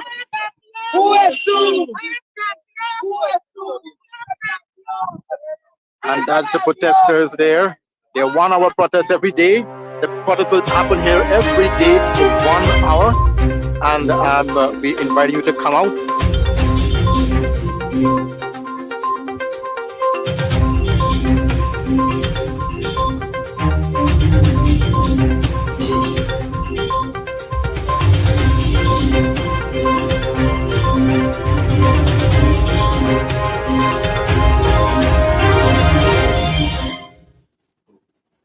Good evening, viewers. Good evening, and welcome to this Nation Watch Marathon. My name is Elson Lowe. You guys, viewers who watch regularly on our programs, will notice that On Saturday nights, we usually have the lowdown. So I say start your Saturday on a high with Elson Low. But this time around, we've got a Nation Watch marathon. We've started at 4 o'clock this afternoon. We're running all the way through until 8 o'clock. Why? Because this is a critical time in our country's history. We've seen really massive allegations come out. We've seen some of the terrible governance on the PPP come out, and it is really a time when we need to come together as Guyanese, come together, civil society, and really press for change, press for investigations, press for a different direction for the country. So we've got a marathon, and this is the closing, this is the last lap, this is the anchor leg of the relay tonight from 7 to 8. Thank you for joining us. Thank you for joining us. Please share the link, folks. Share that link, share the link. Let's give everyone an opportunity to be here tonight, to hear from our guest tonight, to hear a few more remarks about Sugate. Folks, we've had an interesting couple of weeks, haven't we? Sugate is a scandal of monstrous proportions, the type that we haven't seen in Ghana for some time. I would even argue that we haven't seen in the Caribbean for some time. When is the last time that you had someone come out with such explicit and specific allegations regarding a senior government official, even in the Caribbean? And this is not allegations for one project or two projects, but multiple projects. Really, it's allegations of an entire system of corruption. So we're going to chat a little bit about Sugate later on in the program. For now, we're actually going to go into an interview in a few minutes with the regional chairman for region number 10, Deron Adams. He's going to give us a sense of how things are going in the region, what really needs to change, how that can be improved, and how region 10 can be moved forward.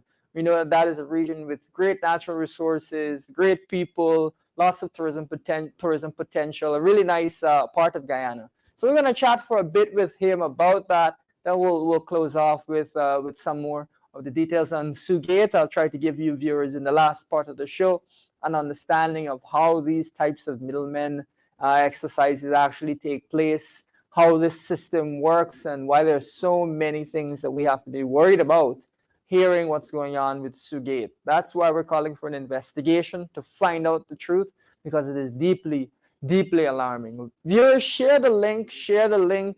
It's Saturday night again. We're happy to be here with you. Share the link. Let's get everyone in. Let's get everyone in who usually views the show. Let's give everyone an opportunity to see what's going on tonight. We've got Sugate. We've got region number 10. We're gonna have a fiery show as we always have here on Saturday nights. This is going to be a Nation Watch marathon. This is the last leg of that marathon. If you've been here from the start of the marathon to right now, we thank you. We applaud you. We thank you. And we hope that you've been informed, entertained, persuaded about these critical issues during such a critical time. Sugate, serious allegations, a call for an investigation. This is what it's all about, ladies and gentlemen. So we're going to bring on the chairman of region number 10, Mr. Deron Adams. We're going to have a chat with him about how things are going in the region and some changes that really are necessary. Mr. Adams, it's good to have you on tonight. Thank you, Elson. It's an honor to be on your program. Are you hearing me clearly? Yes, we're hearing you now. We're hearing you now. Right. Great. So thanks first of all, Right. and if so you could, sure, if you could give viewers just a quick introduction, where you're from originally, just a quick introduction. I imagine you spent a lot of time in Region 10, but I don't know if that's where you're from. So maybe you can give a quick introduction. Well, I'm born and bred, resident of Region 10. Lived all my life here. And, you know, when you desire to see the best for your community and your region, you make that bold step out to represent those people who, voiceless and those who are treated unfair. And so we have been working here in the region trying to ensure that representation is made at every level for the people across the length and breadth of this vast region. The challenges are great. those things that we enjoyed under the period 2015 to 2020. I must say we are no longer enjoying that. And I heard the vice chairman for region number 4 spoke just now. And I want to share briefly with him, because we are in the same boat, that this government has no respect for democratic principles, and they do not respect the spirit of the Constitution. If they did, they would do just what the APNU AFC did, which would allow the elected element and component of the council to determine their priorities and have that as overriding priorities. And even if central government wanted to add add their voice or input, then of course I councils would accommodate them. But central government, under this period that we're speaking, they have largely been ignoring the wishes and the representation made by the elected component of the council, and they have been determining their own priorities. And that is a sad reality. Just like in Region 4, we are facing the same here in Region 10. Yeah, absolutely. As my previous host, Randy, mentioned, it's important that we have power not centralized, that we are able to listen to the different regions and the representatives in those regions. Of course, you, Ms. Adams, you guys will have the best information because you're there, you're on the ground, you're speaking to people every day. So you'll be able to give the best perspective when it comes to what some regional priorities should be and how funds should be allocated, what will do the most good. So it's sad to hear that that you're not getting that type of support, you're not getting that type of partnership from the government. Sad, but perhaps not surprising. Yeah, well, Elson, every year from the time the 9th Council was elected to serve, the RDC and the councillors, and yours truly, we have been working diligently to ensure that the submissions that are made is in keeping with the consultations that we would have had with our people. So currently, while we are executing parts of the 2022 budget, we're actually doing our community awareness program, interacting, consulting with residents, so that we can start the process for 2023. And so we do hope that this time round, that the things and the ideas that flow from the consultation that we would have had from communities across the region, once they are recorded, that those wishes would be respected, and we wouldn't see somebody in the local government ministry, where it's taken out the RDC building, which has lost all integrity. We have electrical wires and sewage backing up in the building. It was submitted in last year's budget. It was removed from the budget. We want to see our synthetic track completed.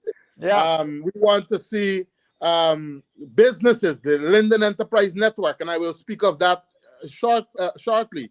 But we don't want only to see this government come to the region with political handouts and cash distribution.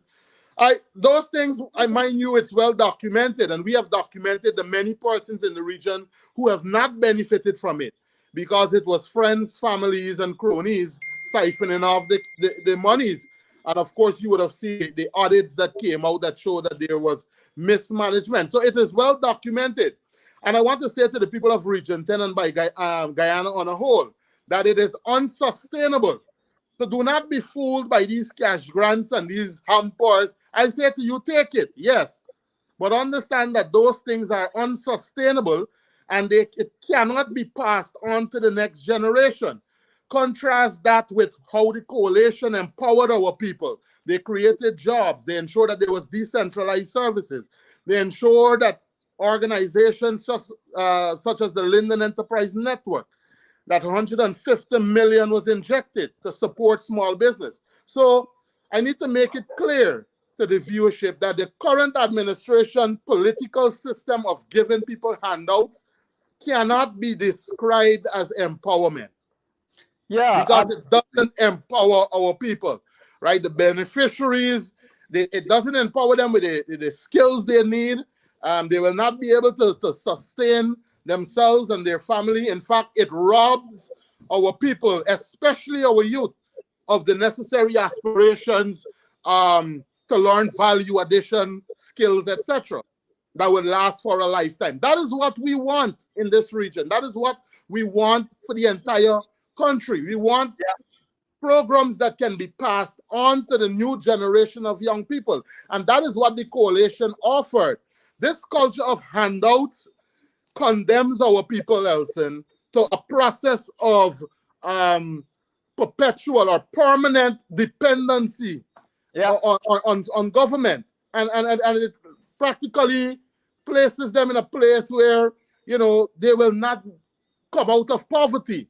That has to stop. We believe, like the coalition and the programs that came out from the coalition, that empowering them with the necessary competence to make their own wealth is what is needed. And so people listening on the live understand that this administration, their interest is not the development of this region, especially Region 10. They are upset because Region 10 votes overwhelmingly for the APNU. And so what they are doing is distributing handouts. And because they don't have much supporters here, when the CDC sends the hampers to the region, you find that they're giving it out to maybe 10 people, and the other 290 is left to rotten at the bottom of a political activist house, where it's getting weeble and all of these things, and denying innocent people access to these resources, which, by the way, is their very own taxpayers' dollars. So I just wanted to make that point to you, to let you know that the challenges are great here. This region continues to be targeted strategically and intentionally.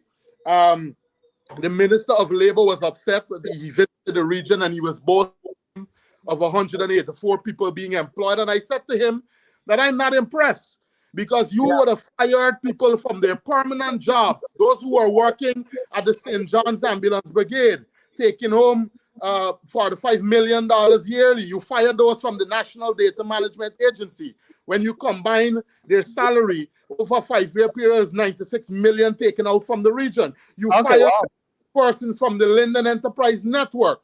And so job creation, in my opinion, and what the people have been saying to us here in the region, is that it must be a clear and well-structured program of endeavor in our region, and not just a handout, a flippant handout, right? Under the coalition, we would have trained persons in ICT under Sandra Granger, First Lady. And the Board of Industrial Training was on that program. And as soon as they finished their training, 120 of them were employed. We found jobs for them. We trained persons in the patient care assistant program under Valda Lawrence. And as soon as they completed those training, they were employed at the Linden Hospital Complex and health centers across the region. That is what is required now. Okay, so we do not want temporary jobs. Our people here do not have temporary needs. In fact, I like that. That's good. With no temporary jobs, because the needs are not temporary needs. I think that's a good one. Temporary jobs only satisfy temporary needs. That's quite correct. Right, and so we right now at the RDC, we have persons, young people who they boast about giving these temporary jobs, that the people are sitting there all day. They don't have any profile portfolio. They don't know what they're about. So taxpayers' money are just going and you know, unlike with the coalition, we set up the Bertram Collins College of the Public Service. Yes, absolutely. They came, they were trained, Amerindians from in the Berbice River and the Demerara River, and then they received employment at the RDC and other government agencies. You must have a plan in place for transition. So you have people working there. One guy came to the RDC. He said he submitted his work, his documents. They sent him at the hospital to be a porter, and the guy was upset. In a rhymer, rather than allow the people who they want to, you know, play politics with, because mind you, this project for this temporary job did not come through the RDC council, where the elected officials who have a firm grip on their constituents could have been able to work with them and let them know what are the job description, etc. It was a political hack who was dealing with the appointments, dealing with the applications, which is dangerous. And so many of the young people are now, surprised. They sit there all day, they do nothing. Many of them in Araima were told that they have to work in Linden. They reached out to me. How do these people expect me to travel, and travel back to Araima? There's no accommodation. And so everything is in confusion right now, chaos. Yeah, definitely. It sounds quite chaotic. I completely agree. And one of the things that I think is really important to ask, the question that's really important to ask is, do we really think that we're going to leave Guyanese with a $40,000 a month and that's going to be their sustained living when we have an oil and gas sector that is booming, when we have a country where we're going to see jobs come in? Is that really what we're going to do? Because some of the starting salaries in the oil and gas sector, you're talking about $400,000. And it strikes me, I don't know if you share the same opinion, but I think our young people would much prefer to get a $400,000 regular job than a $40,000 job where there's no real career advancement. That's all you're making. Well, of course, we won't get the opportunity to access that amount of money because you have deals being orchestrated, contracts and stuff happening, from no other person than our VC. So, this is why we're calling for an investigation. We want to make sure that the nation's funds are being used in the way that they should be used. The nation's resources broadly are being used and managed the way it should be managed, and not that the criterion for someone to get support is friendship, or even worse, a payment. That is the furthest thing from acceptable. And I think what to tie back to what you're saying, I think that if that's the way that the country is being run, we need to find this out. If that's the way the country is being run, then it is easy to understand why you're not getting the types of high-paying jobs that you'd like to see in places like Linden and so on. Of course, Linden has a proud industrial history, and so you would imagine that some elements of the oil and gas sector would be developed in the area, that you'd see those types of high-paying jobs brought to the area to build on that industrial history. You've got training programs already existing in the area. I believe there's a Linden Technical Institute in the area as well. But let me just say this. None of the projects, I believe, listen, when a government does something good, you support that initiative and you move it forward. So if, for example, the LTI, a dormitory is being built right now in Region 10, that happened under the coalition, that building has been stalled for the past 2 years. So the children from the Berbice River and the Demerara River, under the coalition, they wanted to ensure that under the TVET program, they could have come to the LTI, studied overnight, and they go home on weekends. That building has been stalled. Right now, the nursing program happening in Regions 1 to 9, but Region 10 was told plainly, we will not be doing any training with nurses in Region 10. So if that is not targeting this region strategically and intentionally, when you boast of permanent jobs, these are the permanent jobs, that we want. We don't want temporary jobs. Why is it that a nurse who would have invested hundreds of thousands of dollars purchasing medical books, and if you know of medical books, you know that they're costly. Principles of anatomy and physiology, medical, surgical nursing. Our nurses in training purchased all of the gears, and then after 3 months, a letter came that, you know what, we're not going to continue the program in Region 10. The only region. Mind you, there is no clause in the contract that these nurses sign that say that they have to work in Region 10. You can train them and work in Region 4. In fact, a lot of our nurses went from Linden Hospital and they were working at Lillian Dahl at the COVID hospital. Why are you denying them the opportunity to train? And again, backdrop that because of the distasteful comments of Rudy Small and the slashing of our nurses' salary, who protested him from $111,000 to $300 Guyana dollars, many of them are now leaving and working in the UK. In the case of LEN, the Linden Enterprise Network, under the coalition, $150 million was pumped in to support small business. It is well understood, Elson, that in any economy, the government and the private sector are drivers of economic growth and job creation. We know that. Entrepreneurship is a powerful tool for creating employment. I'm an entrepreneur. I pioneer a new product, new services, and you know, we're getting the support. However, for us to achieve the goals that we want to, we believe that the quality of the relationship between the government and the private sector must be improved. I'm surprised that the private sector in town is so quiet that a board, Linden Enterprise Network, has not been established 2 years after this government has taken office to give support to small businesses. Why are you not empowering? Why are you not, 2 years is a long time. Board? 2 years is a long time. Exactly. Jobs are created. It's simple. This thing is simple. Jobs are created through ideas, innovation, in creativity, investment into those very ideas. And so it is imperative that if we hope to see increased sustainability and the survival of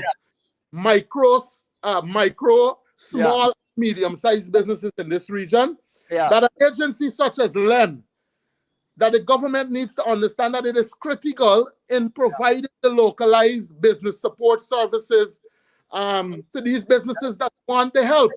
When I speak of the services, Elson, I was benefited from Small Business Bureau, so I understand the importance of in finance. So affordable loans, the technical support and coaching and guidance that comes from an organization such as LEN, the establishment or the establishing of the strategic hand-holding initiatives to guide small businesses for permanent jobs. How could an agency such as LEN, an identified microcredit institution in its present weak state, hope to support businesses in this region? And this government, 2 years after, despite they would have done their studies, they received their report, has not seen it fitting to implement and activate two critical boards. The Linden Hospital Complex, and that's why Rudy Small is making unilateral decisions and walking with his gun, it's alleged, in his waist, and treating nurses unfairly, and the conditions in the hospital. 80% of the drugs are drug shortages. The beds, the people can't even, the nurses can't even get the beds down to do CPR. They need, what is happening at that facility? And so these are the things we want government to focus on, right? You can't just leave a facility like LEN handicapped, right? We need them to give support to these agencies. It's unacceptable in the people of this region's eyes, especially the business community, that they have not reactivated this important institution, right?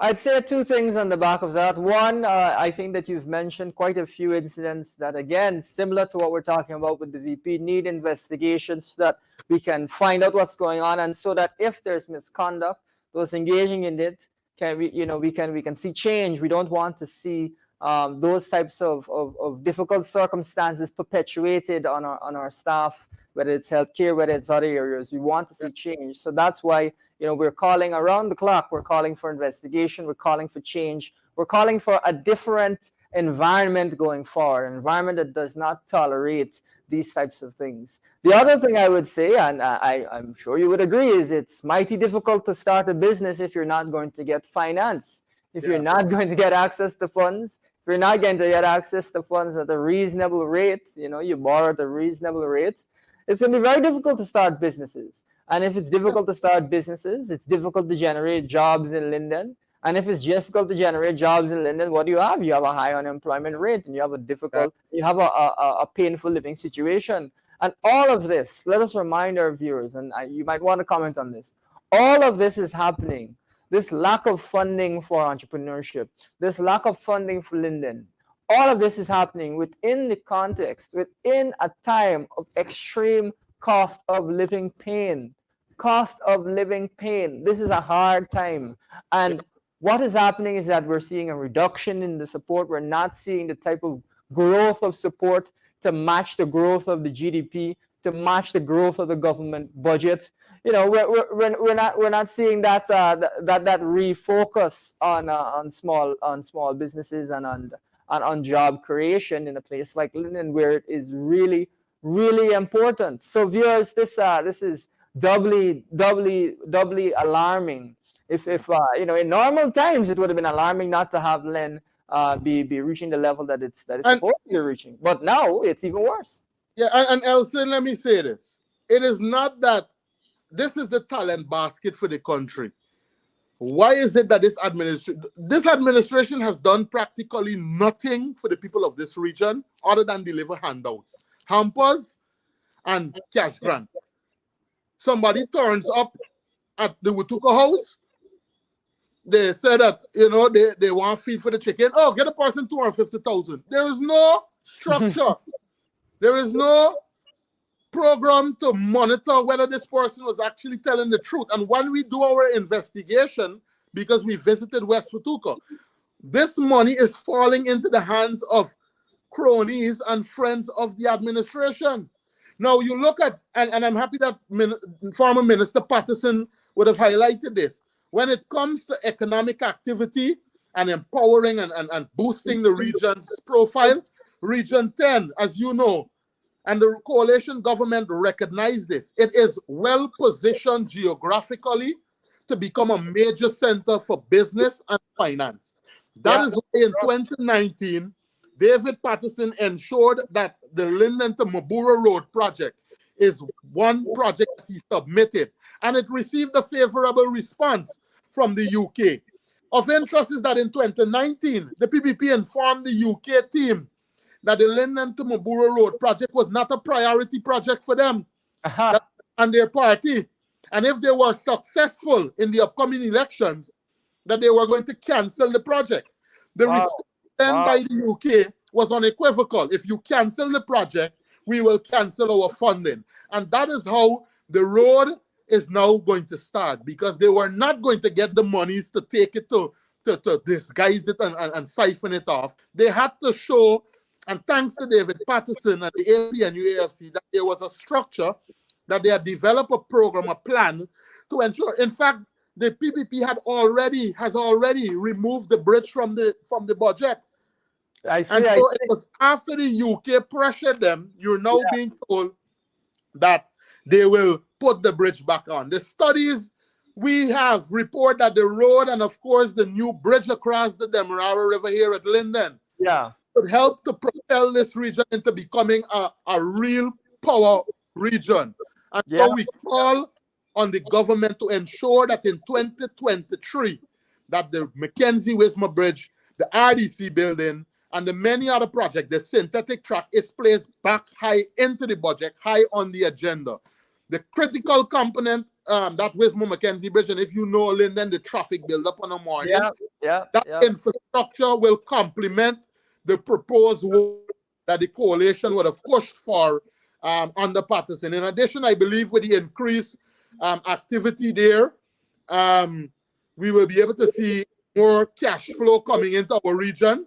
So that the expected increase demands the better infrastructure. And I think we have to pressure them. Linden is very centrally located, if you think about it, in the context of Guyana as a whole. And as a result, it has real potential to be a transport hub. I completely agree with you. Correct. But in order to be a transport hub, you have to have the right road facilities, road infrastructure, the right bridge. You have to invest in the community towards growing the economics of the community, towards growing income, towards making things better. What you're indicating is that there's not investment to make things better. It's just, you know, if they're forced to do something, they do something. And on the one hand, and on the other, if they can give out a few grants to try and cool people off, that's the strategy.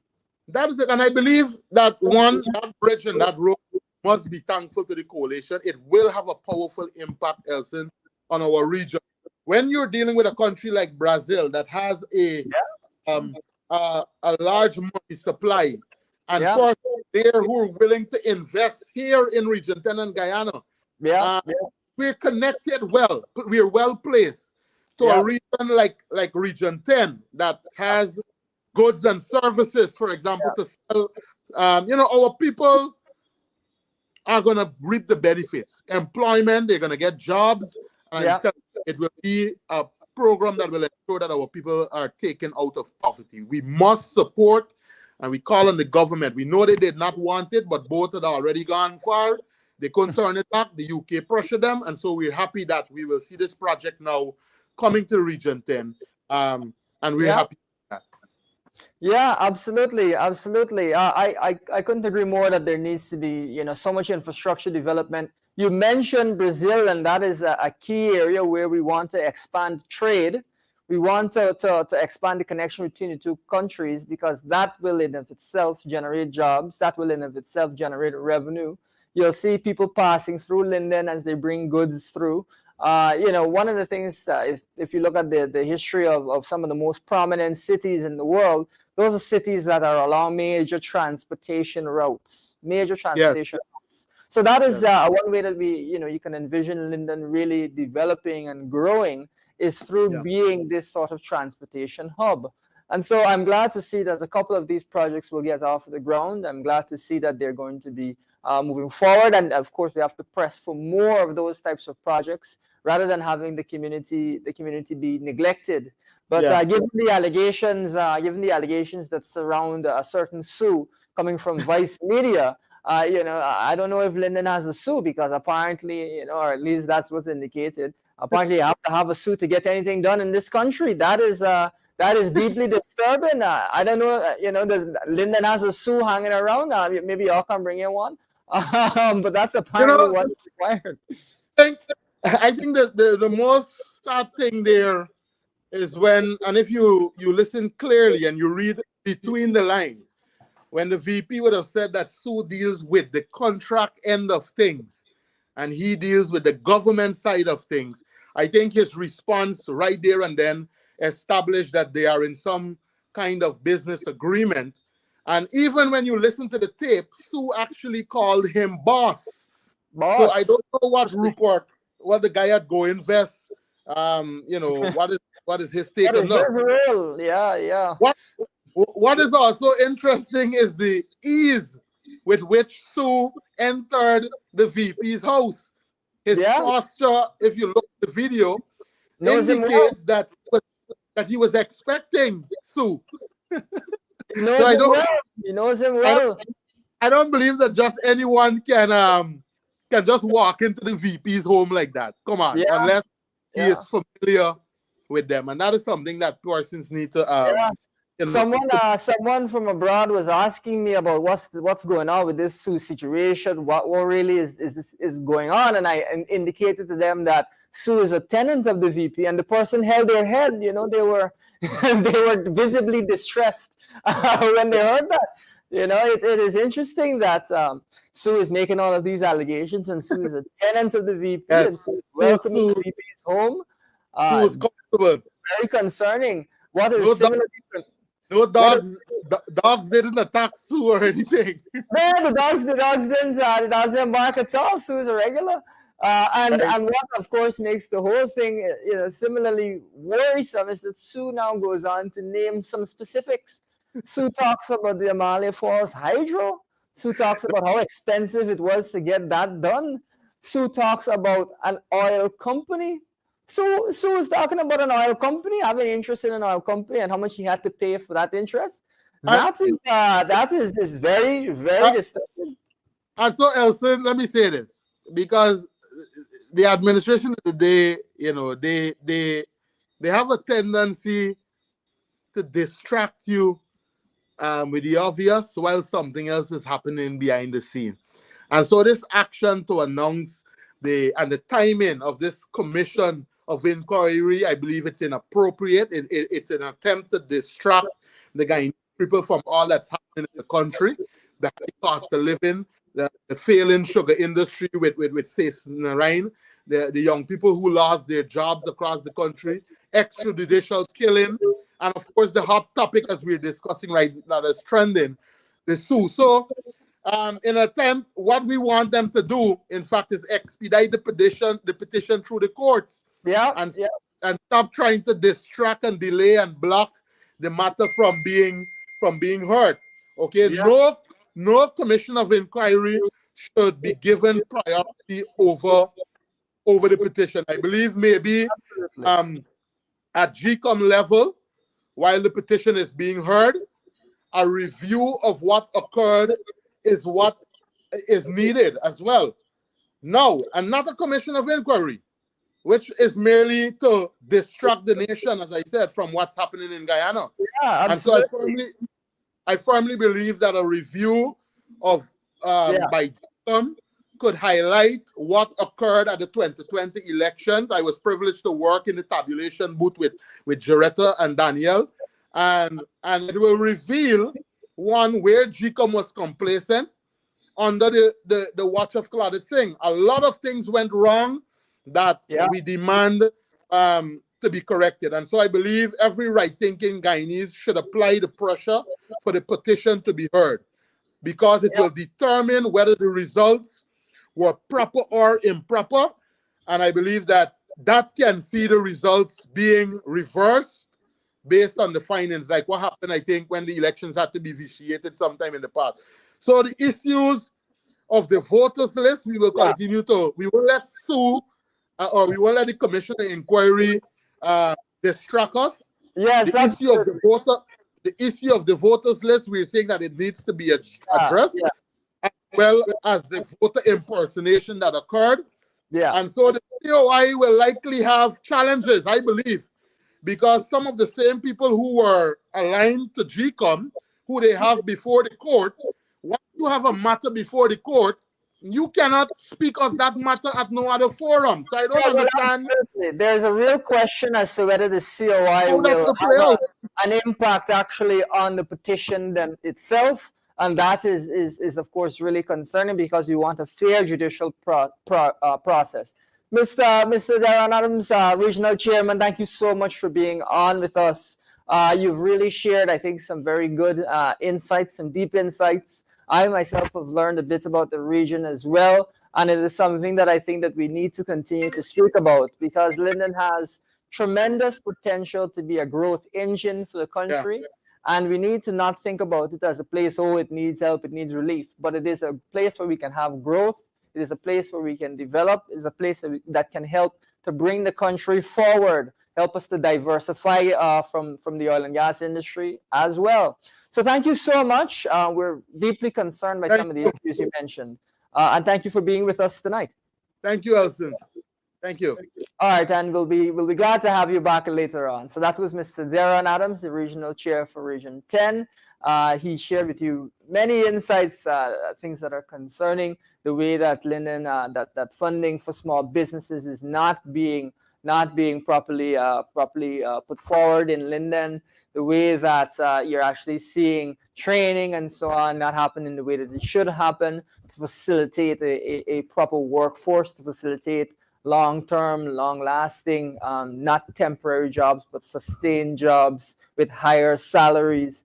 Those are the things that are not happening. What you're seeing is a Band-Aid here and there, something that just to try and quiet people down for a minute, but which really does not bring forward the community and the economy of the Linden and the Region 10 area.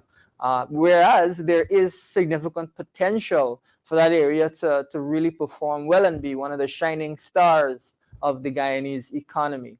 So thank you very much to Ms. Adams there. That was an interesting interview. We, of course, touched quite a bit on Mr. Sue and the allegations connected to Suegate, and to what has happened with the Vice Media report on this topic. Now, one thing that I wanted to share just as we wrap up here this evening, ladies and gentlemen, is this. It is important to understand how it is that middlemen around the world who are engaged in corrupt practices actually operate, and the real negatives of this. Because we may think, oh, Sue is connected to one particular business person from another country, or they're someone, and as a result, they're able to get access to the highest levels of government. But what we may not quite realize is that for that same project that Sue is talking to that businessman about, let's say that it's a hotel, as in the Vice Media report, Sue is probably talking to 3 or 4 other people if these allegations are true. And what that really means is that Sue and middlemen like Sue, again, we need to see this investigated, but Sue and middlemen like Sue will be going around trying to get the highest bribe. And whoever it is that's willing to pay the highest bribe, that will be the person that will get access to that government support. So it is not just that, oh, there's a bribe involved. It is not just a bribe. That bribe, the bribes that are accepted if these allegations are true, would have been the highest bribes. Do you understand, ladies and gentlemen? It's not just that bribes are paid, it's the highest bribes are paid. Folks, this is how the country would really suffer when it comes to these infrastructure projects, when it comes to large scale investments. Because what's going to happen is whoever it is that's paying the highest bribe, they might be the one that's offering the lowest quality service, as an example. And if you pay that high bribe, can the government come down on them if they don't perform well, don't perform properly, and national projects don't actually succeed? Now, of course, we need to see investigations as to the things that were mentioned by Sue. We'd love to see investigations into many national projects that have not succeeded or not met what was expected of them. And viewers, you can take a second and think for yourself which projects you think have not met expectations. And ask yourself this question, which is why we need investigation to get answers to these things. You can ask yourself this question: is the reason that these projects did not succeed because a bribe was involved? Number one. And number two, was it that this is the highest bribe that was accepted, the largest bribe? They went through a bidding process of their own corrupt corporations to produce the highest bribe, and that's the one that gets passed over. So these types of middlemen arrangements are not exclusive to one country, not exclusive to the developing world even. It's something that you see a lot, and unfortunately, it has massive implications for the development of countries. It has massive implications for various infrastructure projects, and it can really show you why a country isn't moving forward. Of course, we need to see an investigation, but it is possible that an investigation would reveal that the reason that Amalia Falls never succeeded, the reason that Amalia Falls was never brought to light, the reason that we've had so much trouble with this project and we haven't abandoned it and moved towards cheaper alternatives is because a certain person all this time has been taking bribes. We need to see an investigation, ladies and gentlemen. We need to see civil society join in the call for an investigation. We need to see the international community, multilateral agencies join in the call for an investigation, because otherwise this cloud will hang over the investment climate in Guyana. This cloud will hang over the economy. It will hang over all of our national development projects. We cannot allow this to happen. Viewers, thank you for joining us here on this marathon, this Nation Watch marathon. We can only applaud those of you who were here from the start. We can only say to those of you here at the end, thank you so much. We hope that you've been educated, persuaded, entertained.